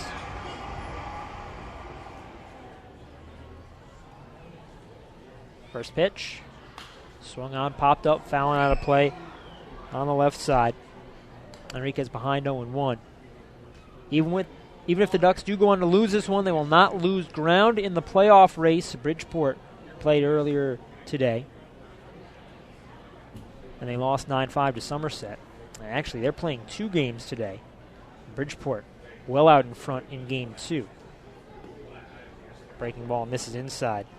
And the count evens up, so the Ducks will only lose half a game at most. As the best Bridgeport can do is pretty much stay the same. 1-1. Fastball upstairs, and Enriquez can't hold off. Turning on it. And ending up at 1-2. It's now 12-9 Bridgeport in the bottom of the 7th inning, so the Patriots looking to make a comeback. And if the Patriots were to come back, it would mean the Ducks had a good day even down by 9 runs. 1-2 pitch. Breaking ball low and away. And the count's to 2-2. Only seen 2 pitches so far. The fastball and the one-off speed pitch from Herrera, but that's all he's needed. 10-1 Barnstormers. 2 outs, top of the 8th. The pitch. Swung on, check swing grounder, foul of third. Bounces off the tarp. As a big flash of lightning strikes well beyond left field. Lancaster still located in that little bit of a pocket as a big storm front bears down on the area. See if they can get all of this one in. Another 2-2. Swung on, fouled off. Out of play and into a sweep. Bounces back down. And a father adds a souvenir for his 2 children as he picked that one up. The reds and yellows on the radar are suddenly creeping closer and closer to Lancaster. It's the top of the 8th inning and the home team's winning, so they don't need much more time. 2-2, swung on and missed. Enriquez comes up empty. 2 strikeouts for Herrera in the inning, and the Ducks are sent down 1-2-3 in the top of the 8th. On to the bottom half of the frame, 10-1 Barnstormers here in Lancaster. Hi, this is pitcher Jared Lansford, and you're listening to Ducks Baseball on the Ducks official YouTube channel, youtube.com/DucksBaseball. Hi, I'm former Major Leaguer John Franco. Growing up in Brooklyn, I dreamed of playing professional baseball. My dad, a city employee, worked hard so I could live out that dream. The team at MCU is a lot like my dad. They're New Yorkers you can count on, and they'll work hard to help you reach your financial goals. Municipal Credit Union has a full range of financial services that make sense in today's economy. Join today. Call 1-866-JOIN-MCU or visit nymcu.org. MCU, strong, trusted, growing. Few places on Earth offer the charm and excitement of Fire Island. At Fire Island Ferries, located conveniently at 99 Maple Avenue in Bay Shore, they offer convenient travel to Fire Island 7 days a week. Fire Island is quickly becoming a top destination for families of all ages. Experience the informal, carefree communities, the dazzling night scene, enjoy fine dining, or climb to the top of one of the tallest lighthouses in the United States. But there's only one way to get there, by calling Fire Island Ferries at 631-665-3600 today. For fare and scheduling information, please visit fireislandferries.com. This summer, LIPA can help you save big on a new central air conditioning system. With up to $1,000 in rebates and up to $500 in operating cost savings each year. And only a LIPA participating Cool Homes contractor can make sure you get all these savings plus a quality installation for maximum comfort over the life of your system. Ready to save? We're ready to help. Visit lipower.org/coolhomes to make sure that your contractor is a LIPA Cool Homes contractor.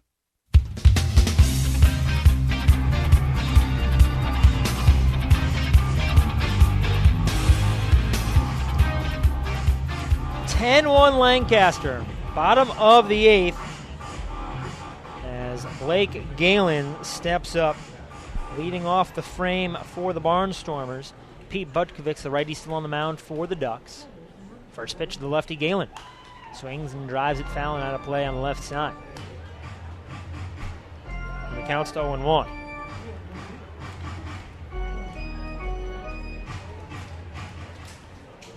From the stretch, Butkovic steals 0-1.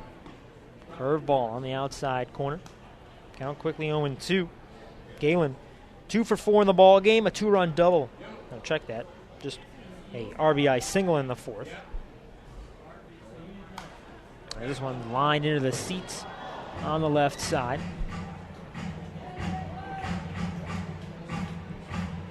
And the count remains 0-2 to Galen. Butkovic eating some innings for the Ducks, down by 9. 0-2. Fastball tight on Galen. The count's 1-2. Lefty warming up down in the bullpen. It's Chris Regis warming up for the Barnstormers. Looks like he'll pitch the 9th inning. 1-2. Fastball high. And the count evens up. Regis will have at least a 9-run lead. Currently 10-1 Lancaster in the bottom of the 8th. And the Storms are coming. 2-2. Curveball just misses outside. There's a full count to Blake Galen.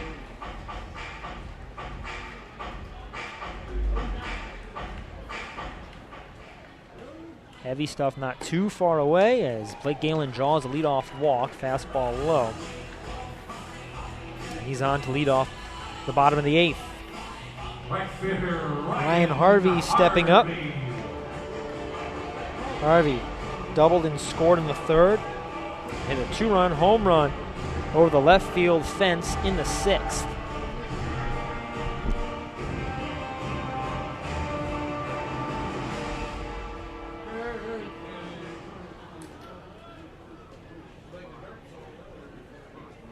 First pitch from Butkovic. Fastball misses outside. Count 1-0. Harvey second in the league with 90 strikeouts. Yet to K today. 1-0. Swung on, hit high in the air, deep to left. Brodeen well back at the track. He looks up, and this one's gone. Second 2-run home run of the ball game for Harvey. Lancaster leads 12-1.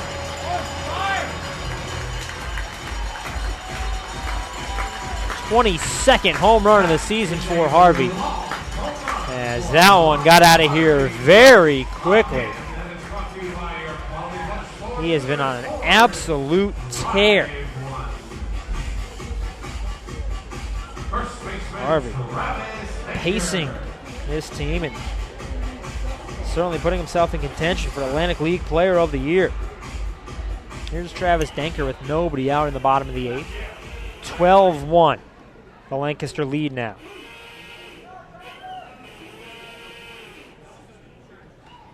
First pitch to Denker. Fastball upstairs. It's ball 1.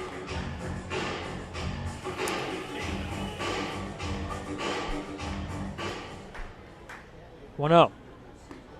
That's in there for a strike. That was a curveball. And the count evens up.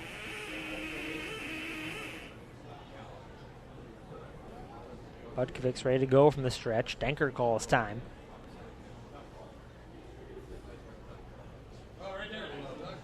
Now the 1-1. Swung on, lined into right. Bailey has it go past him, go all the way to the wall. Knocks it down with the bare hand and throws it back in, holding Denker to a single.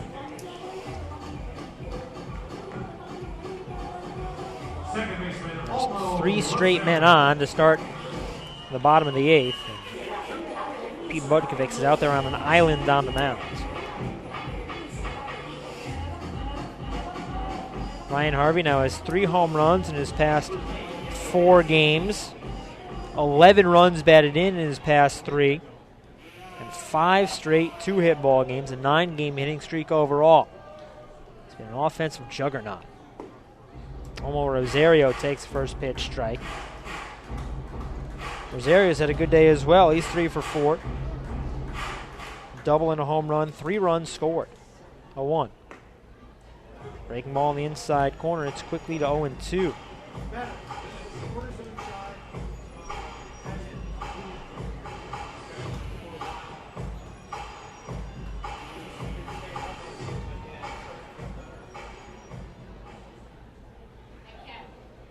Denker leads off first, and the pitch. That is low, bounces away from Enriquez. Denker does not try to advance as Enriquez picks it up on the first base side, tosses it in to the bat boy. And the count's to 1-2 now to Olmo Rosario. 12-1 Barnstormers. Lightning still flashing above the stadium. 1-2. Swung on, line to deep center. Binnick sprinting back. He looks up. This one's off the base of the wall. Denker around second. He's heading for third. Hobson going to wave him around. Phillips gets the relay and just tosses it in. It's a triple for Olmo Rosario, his 5th of the season. And the Barnstormers lead 13-1.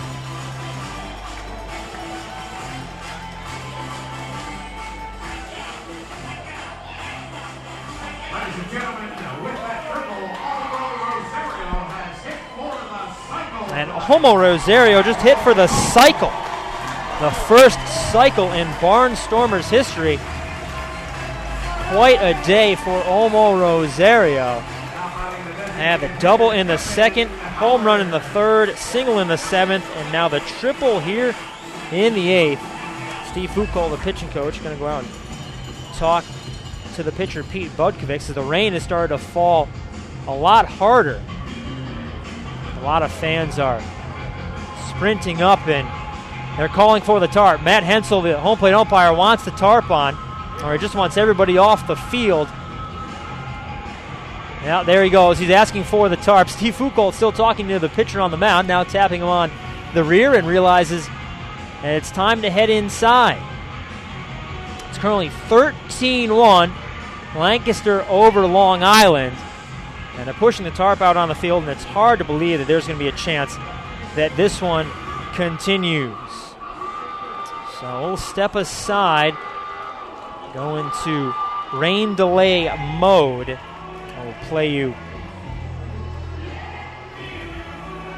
the soundtrack to the 2004 Championship Series DVD during this break. As soon as we have news on this one, we'll come back and give it to you. 13-1 Lancaster as rain falls down in the bottom of the 8th inning. You're listening to the soundtrack of the Ducks Championship DVD, 2004 Long Island Ducks, A Season to Remember. The Long Island Ducks baseball game is currently being delayed due to inclement weather. We will update you on the status of the game as soon as possible. And thanks for listening to Long Island Ducks baseball exclusively here on LIDucks.com. We now return you to our trip down memory lane.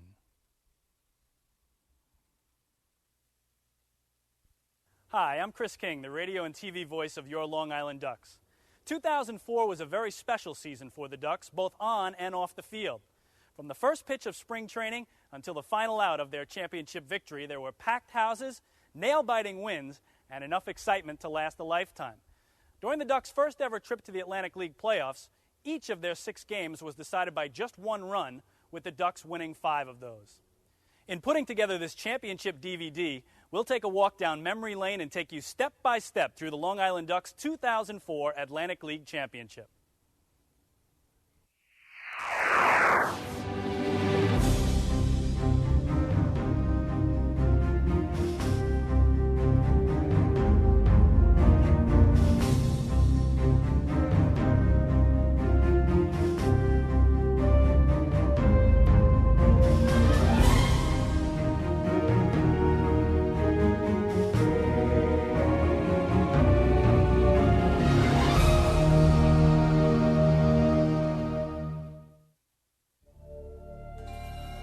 Following another close call at the end of the 2003 season, the Ducks had finished second in 6 of 8 halves through their first 4 seasons of play and still had never qualified for a playoff spot.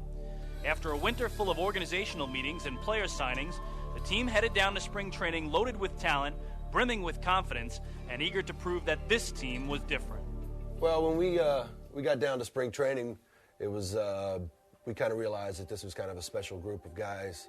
And we all clicked from the very beginning, and our mission was, you know, if we're going to be in the independent league and nobody's going to give us an opportunity to go play in organized ball, then we're going to try to do the absolute best that we can with our team. And like I said, we felt like we had a special talent and a special group of guys, and it was our goal to go out and win the championship. He is all business on that 5th day. I tell you, he has his good times and whatever, and keeps everybody loose up to that point, and then, it's business day. I expect to win, and I expect to win pretty much with the whole pitching staff. When you get Bill out there, he's going to fight you. He's going to fight you to the end. He never wants to come out, and that's always good. Of the 25 players on Long Island's opening day roster, 14 had major league experience, highlighted by a pitching staff that featured Bill Pulsifer, Matt Beach, Matt DeWitt, Bill Seamus, and Lance Davis, all of whom had experienced success at the big league level. Every spring training, especially with the Ducks, you go into it of not knowing how long you're going to keep your guys, and that's always a concern. But when we walked out on the field the first day, when Pulsifer and Seamus showed up, there was no longer any worry of what type of clubhouse we were going to have. The camaraderie was there just with those 2 individuals, and as a coach, as a manager, when you know your camaraderie is good, it solves a lot of problems. So everybody else was going to fit into place. All the guys that we had from the previous year, we knew were very good guys, very good individuals, and we pride ourselves with the Ducks of bringing in good individuals, not just statistics, but they got to be good people to play here. And as soon as we had those 2 guys, we knew we were set. As the season began, Long Island came out of the gates on fire, emerging victorious in each of their first 6 games. 4, and the Ducks win the game. Final score, Long Island Ducks 5, Pennsylvania Road Warriors 4. By the end of the season's first month, Long Island was on a roll, in first place with a 16-7 record. We had a lot of guys returning from the year before. It was myself and Barty and Doug and JJ and stuff. Well, those guys, I know they remember the hurt that we felt in that last game and how close we were to it. And then getting guys like Pulsifer and Seamus and Lance and Beach and those guys in the beginning of the year, we knew we had a staff that could take us all the way. Of course, the big question was how long were we going to have them for? Which comes across every year with the Ducks, is that we start off great, and if somehow or another the guys get picked up, which is what the league is for, and but it hurts our team club, and we never seem to make the playoffs because we got guys leaving, and sometimes you just can't replace those guys. By mid-June, however, 3 of Long Island's top pitchers had been signed to major league organizational deals. Clint Weibel was the first to go, followed by Matt DeWitt and Matt Beach. Following their departures, the Ducks hit a skid and, following a July 5th loss at the hands of the Nashua Pride, found themselves one game behind the arch-rival Bridgeport Bluefish with just 7 games remaining in the season's first half. Despite regaining their footing in the following series against Pennsylvania, the Ducks found themselves needing a sweep of Bridgeport in the half's final series in order to earn a berth in the Atlantic League playoffs. All the Bluefish needed was one victory in the 3-game set, and the Ducks' playoff hopes would be dashed yet again. And the Ducks would have to do it against their arch rivals on the road in a ballpark in which their playoff dreams died in the last week of the 2000 season. They'd also have to do it in a ballpark where they'd only won 13 times in 37 games coming into the season. You're listening to the soundtrack of the Ducks Championship DVD, 2004 Long Island Ducks, A Season to Remember. The Long Island Ducks baseball game is currently being delayed due to inclement weather. We will update you on the status of the game as soon as possible, and thanks for listening to Long Island Ducks baseball exclusively here on LIDucks.com. We now return you to our trip down memory lane.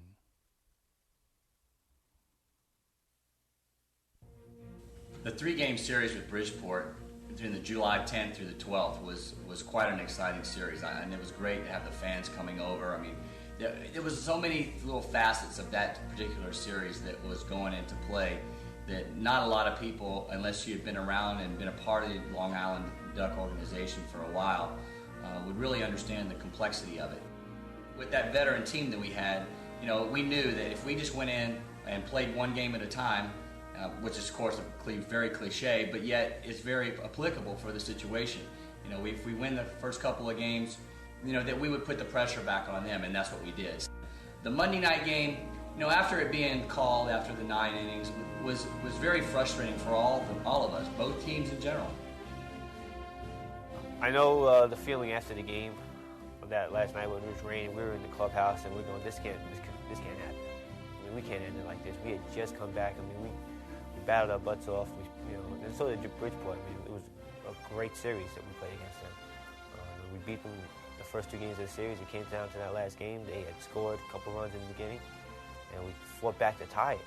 And it came down to the 9th inning, and we were playing in the rain the whole game. And when they called the game and took us off the field because of the rain, it was like kind of mind-boggling. It's like, what are we doing? We've been playing in this for 9 innings, and all it takes is we finish 9 innings. The next person to score will win. So the Long Island Ducks headed home. The July 12th game was declared a tie, with a new August 9th game rescheduled to be played in its entirety and no playoff spot yet secured. Despite the fact that they had come so far, the Ducks had no closure. The second half would begin on Friday night, but there was still 4 weeks of baseball to play before the first half champion would be declared. Well, so we start the second half of the season. We don't know who the first half champion is, and we're going to play that game 2.5, 3 weeks out. It really kept the tension around here at a certain pitch. Certainly kept all the fans' interest. We started to point our whole season towards one game, and that's sort of good and it's sort of bad. For the fans, it was high drama. For us in our organization, it was high drama. For the ball players, so we were all focused in on that August 9th game. And while the Ducks would have to wait for their chance to play for their first ever playoff spot, they would continue their pursuit of individual and team records that would fall during the magical 2004 season.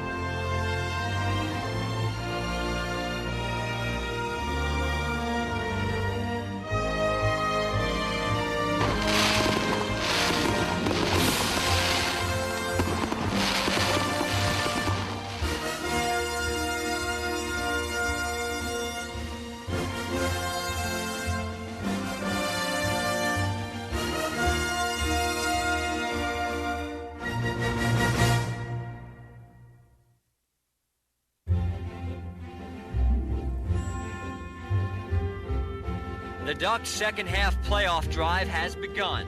But wait a minute, what about the first half? Good question. Something you've never even heard in baseball. Just like, let's put off the first half until a month later. Because of a rainout, the Ducks and Bluefish have yet to decide who won the North Division. They'll replay the game in its entirety August 9th. I mean, we definitely had momentum in our favor, and it was just too bad that it just had to stop like it did. To have it end like that was really disappointing. We have some guys that do real well now. Who knows if Doug, Kamara Barty or Pulsford is going to be here come August 9th. That could really change things. They were a big part of our team.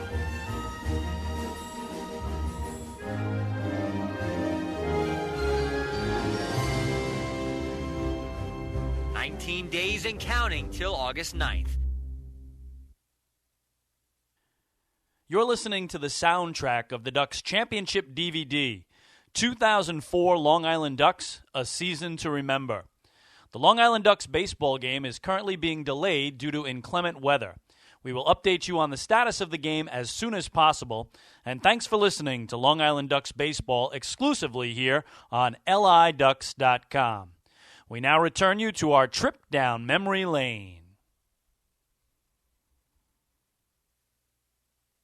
When August 9th finally arrived, the team and its fans were ready. My guys are ready to go. They're ready to play this game. As I'm sure these guys are too. I mean, it's about the playoffs. I mean, there's a couple of reasons why these players are all here in this league. One to get back to organizations, and the other getting to playoffs. And here it is right here on the table for them. So now it's whoever's the hungriest. With more than 700 loyal Duck fans in attendance in Bridgeport, everything was on the line once again for Long Island's hometown team. In a game dubbed "One Game for All the Marbles" by Bridgeport officials, the Bluefish took an early 3-0 advantage against the Ducks and starter Brian Ricard. Count 1 ball, 2 strikes to Avila. And again, Lou, the rosters of these teams is quite different from what it was the last time we played this game on July 12th. The Ducks do have Garrick back. The Bluefish have Willis Otanez and DJ Boston back, but Long Island has lost Bill Pulsifer, Lance Davis, and Manny Ulloa, 3 of their best pitchers who've gone on to affiliated teams.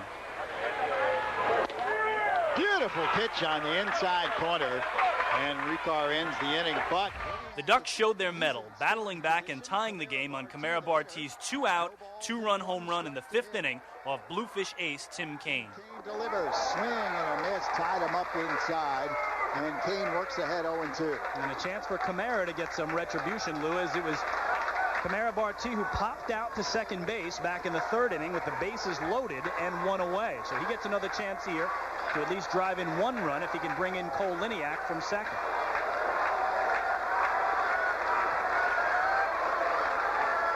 Oh-2 pitch, swung on and drilled to deep left field.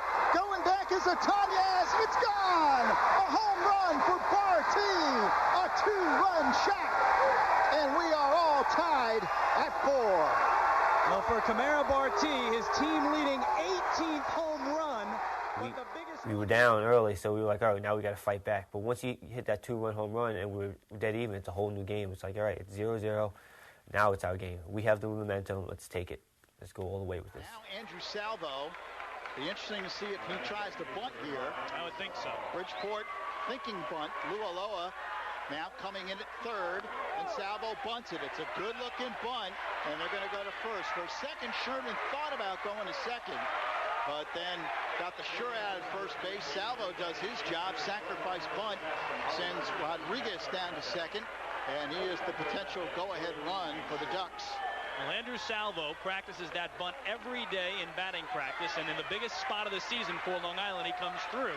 Has manager Don McCormack there, playing small ball here in a tie game, and now he hopes that Kevin Baez, who's had the best defensive play of the game for Long Island, can come through with some offense. And the Duck fans making some noise now. Baez and Justin Davies will try to give the Ducks the lead. Baez swings and lifts it deep down the right field line. Pennyfeather is there, makes the catch. Rodriguez is going to try to go. Pennyfeather's throw is into the stands, and Rodriguez will score on the overthrow.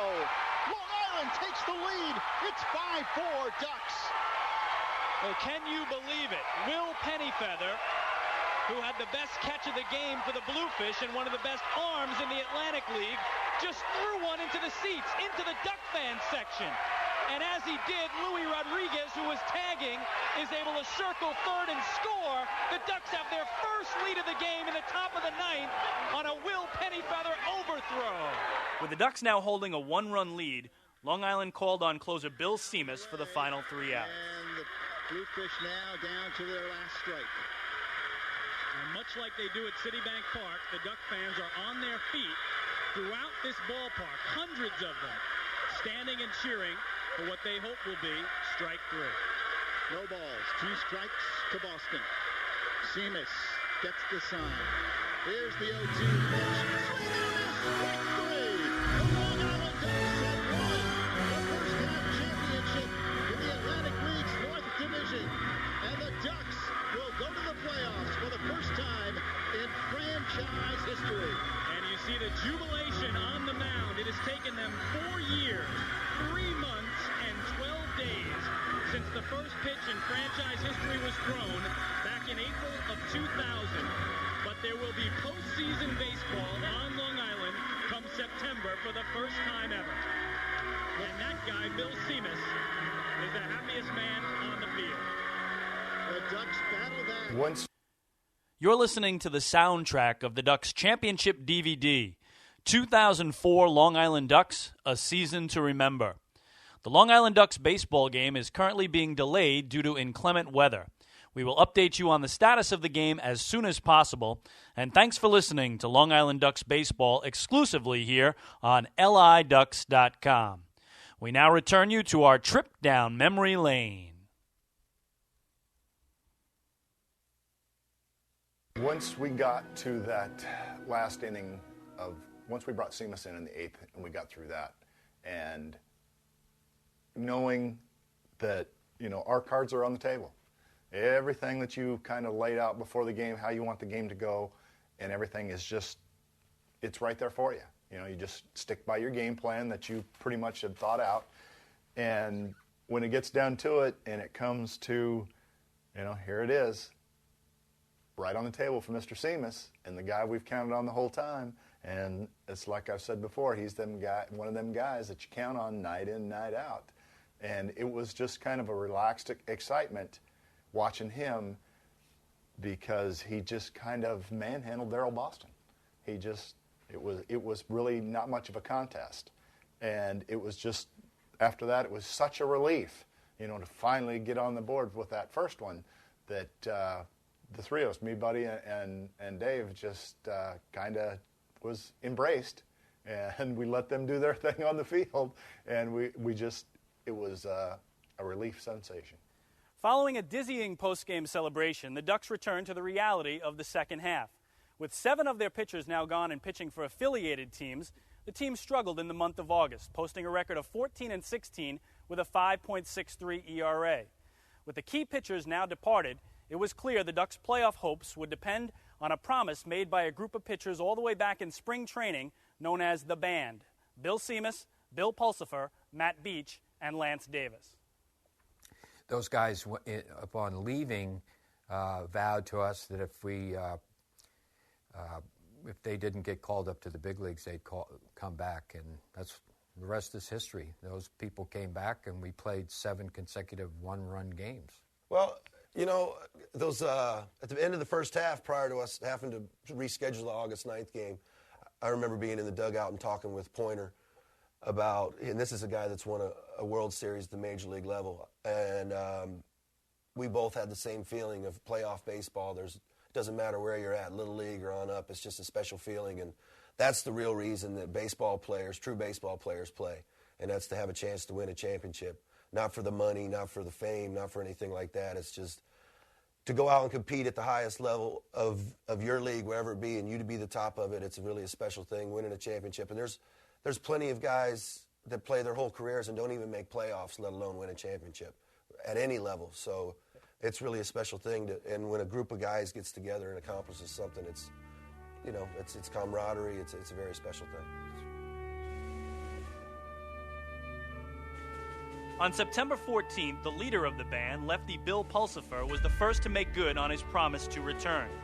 Within 5 days, Seamus, Beach, and Davis followed suit, and Long Island's once awe-inspiring pitching staff was back at full strength just in time for the team's first ever playoff appearance. The first playoff game in franchise history was on the road on Tuesday, September 21st, 2004 at historic Holman Stadium in Nashua, New Hampshire. The Nashua Pride held a 10-8 advantage over the Long Island Ducks in the regular season, and they featured an explosive offense led by former Major League All-Star Dante Bichette. Despite rallying late in the game, the Ducks fell 3-2, and their playoff hopes were in danger just one game into the best-of-3 series. Yeah, you'd like to, you'd like to win that first game, but we were coming back home, so I thought it was a great game, and up there we just didn't, we didn't make our move late in the game like we normally do, and then you come back here and you have all this enthusiasm. You have this 4 years of frustration, which is more in-house than it is the new players that came in. They had nothing to do with being defeated. There are a couple guys here, Justin Davies and Doug Jennings, who had gone through all these close losses for all these years, and then you have the fans who had gone through that. You're listening to the soundtrack of the Ducks Championship DVD, 2004 Long Island Ducks, A Season to Remember. The Long Island Ducks baseball game is currently being delayed due to inclement weather. We will update you on the status of the game as soon as possible, and thanks for listening to Long Island Ducks baseball exclusively here on LIDucks.com. We now return you to our trip down memory lane. After dropping Game 1 of the Atlantic League North Division playoffs in Nashua, the Ducks returned home to a raucous Citibank Park for the first home playoff game in franchise history. The sellout crowd had waited 5 years for this night to arrive. 6,322 strong and armed with thundersticks was in full throat as Bill Pulsifer headed out to the mound. The first playoff game here at Citibank Park was all obviously very personal to me and very special for me. And I've been to Super Bowls, and I've been to Final Four in college basketball games, and been to a tremendous amount of, played in a few championship games myself. But this was, from the time I walked from my office to my seat, it was like I was in the game, and so were 6,000 other people. This was an electric night for the fans and for our whole organization. I mean, it really felt like I had to put my chin strap on, actually, and and get ready to play. Almost had that football game feeling to it, not a baseball game. So it wasn't lost on anyone in the house that night how important this game was, and that we were really ready to play that baseball game. After Pulsifer exited with a 1-run lead in the 7th inning, relievers Jordan Zimmerman and Joe Cotton got the game to the 8th inning for Bill Seamus, who slammed the door shut on the Nashua Pride with a 6-out save. With a 3-2 victory of their own, the Ducks were headed to the decisive Game 3, with Lance Davis headed to the hill. Davis was dazzling in Game 3, tossing 7 2/3 innings of shutout ball before giving way to Joe Cotton, who closed out the 8th inning. And while Davis was brilliant, his counterpart on Nashua, former Duck Denny Harriger, was equal to the task, leaving Long Island clinging to a 1-0 lead going into the final inning of play. Interesting, we're going against Denny Harriger, who we had let go, and we always thought with Denny, if you can get him early, you're going to get him big. And we got him a little bit early, but then he settled down and pitched a great game. He really pitched a great game. And welcome back to Lancaster, and we have received official word. This ball game is done. The rain keeps on falling down. No chance of resumption. So it finishes with a 13-1 victory for the Lancaster Barnstormers in a rain-shortened affair. I'll take you back through this one quickly as the Barnstormers even up the series at 1 game apiece. Scoring started out in the first inning. Check that, the second inning. A 3-run second inning for the Barnstormers. Olmo Rosario had a double.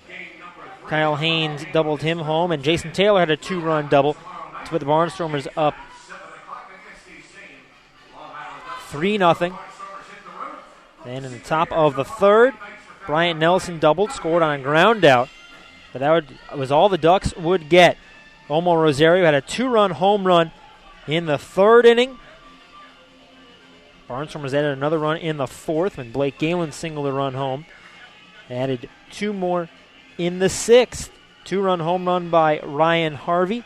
In the seventh, Omar Rosario led off with a single. Gustavo Molina hit a double, and Kyle Haynes hit a 2-run single to score 2. And then in the eighth, Ryan Harvey, a 2-run home run, and Omar Rosario tripled home Travis Denker to complete the cycle. First cycle in Lancaster history. And it was the last pitch of the ball game. And the Barnstormers win 13-1 over the Long Island Ducks. Lancaster finishes with 13 runs on 18 hits. Both season highs for the Barnstormers. They do commit 3 errors. The Ducks finish with just 1 run on 5 hits. Will Savage earns the win. He improves to 8-9. Bill Murphy takes the loss. He drops to 2-12. The game took 2 hours and 48 minutes, including the rain delay. And there were 3,613 in attendance for this one. Time to award our Nico Lock Player of the Game, and that one's pretty easy. Omar Rosario, 4 for 5, and he hit for the cycle. Omar Rosario earning the Nico Lock Player of the Game honors. Nico Lock retaining walls and paving stones, a company synonymous with quality and service in the manufactured concrete industry for almost 50 years. One more break. When we come back, a peek around the Atlantic League and get everything set up for tomorrow's series finale between the Ducks and the Barnstormers. Hi, this is Josh Barfield, second baseman for the Ducks, and you're listening to Ducks Baseball on the Ducks official YouTube channel, youtube.com/DucksBaseball. Hey, Ducks fans, the official hotel of the Long Island Ducks is the Clarion Hotel and Conference Center in Ronkonkoma. Uncover the perfect balance of memorable, award-winning service and the most central location Long Island has to offer. The Clarion Hotel and Conference Center is located less than a quarter mile from the Islip MacArthur Airport with a state-of-the-art health and fitness center, high-speed internet access, a world-class outdoor pool, and the great food and fun inside the Brickyard Bar and Grill. There's never been a better time to visit the Clarion Hotel and Conference Center. Best of all, it's only minutes away from Bethpage Ballpark. The Clarion Hotel and Conference Center, the official hotel of the Long Island Ducks. Call 585-9500 today. That's 631-585-9500. Beautify your patio, walkway, driveway, or pool surround with Nicoloc paving stones and walls. Nicoloc's specially formulated paver shield offers extra surface wear protection and color enhancement throughout the thickness of the paver. Paver shield guarantees that your pavers will look great for years to come. Bring home the elegance with Nicoloc. Visit the Nicoloc Design Center, Sunrise Highway, Lindenhurst, or Nicoloc.com. Let Nicoloc Pavers, let Nicoloc Pavers pave your way.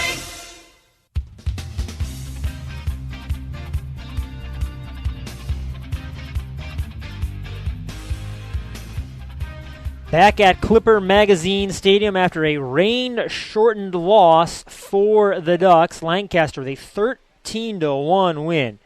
An absolute offensive explosion. 3 home runs, including 2 by Ryan Harvey, to now give him 22 on the season. Omar Rosario also had a home run as part of his cycle, first cycle in Barnstormers history, as Rosario and Harvey were the big parts of the offensive outburst. On the out-of-town scoreboard in the Atlantic League, there were 3 early games today. Camden beat Sugarland 3-2.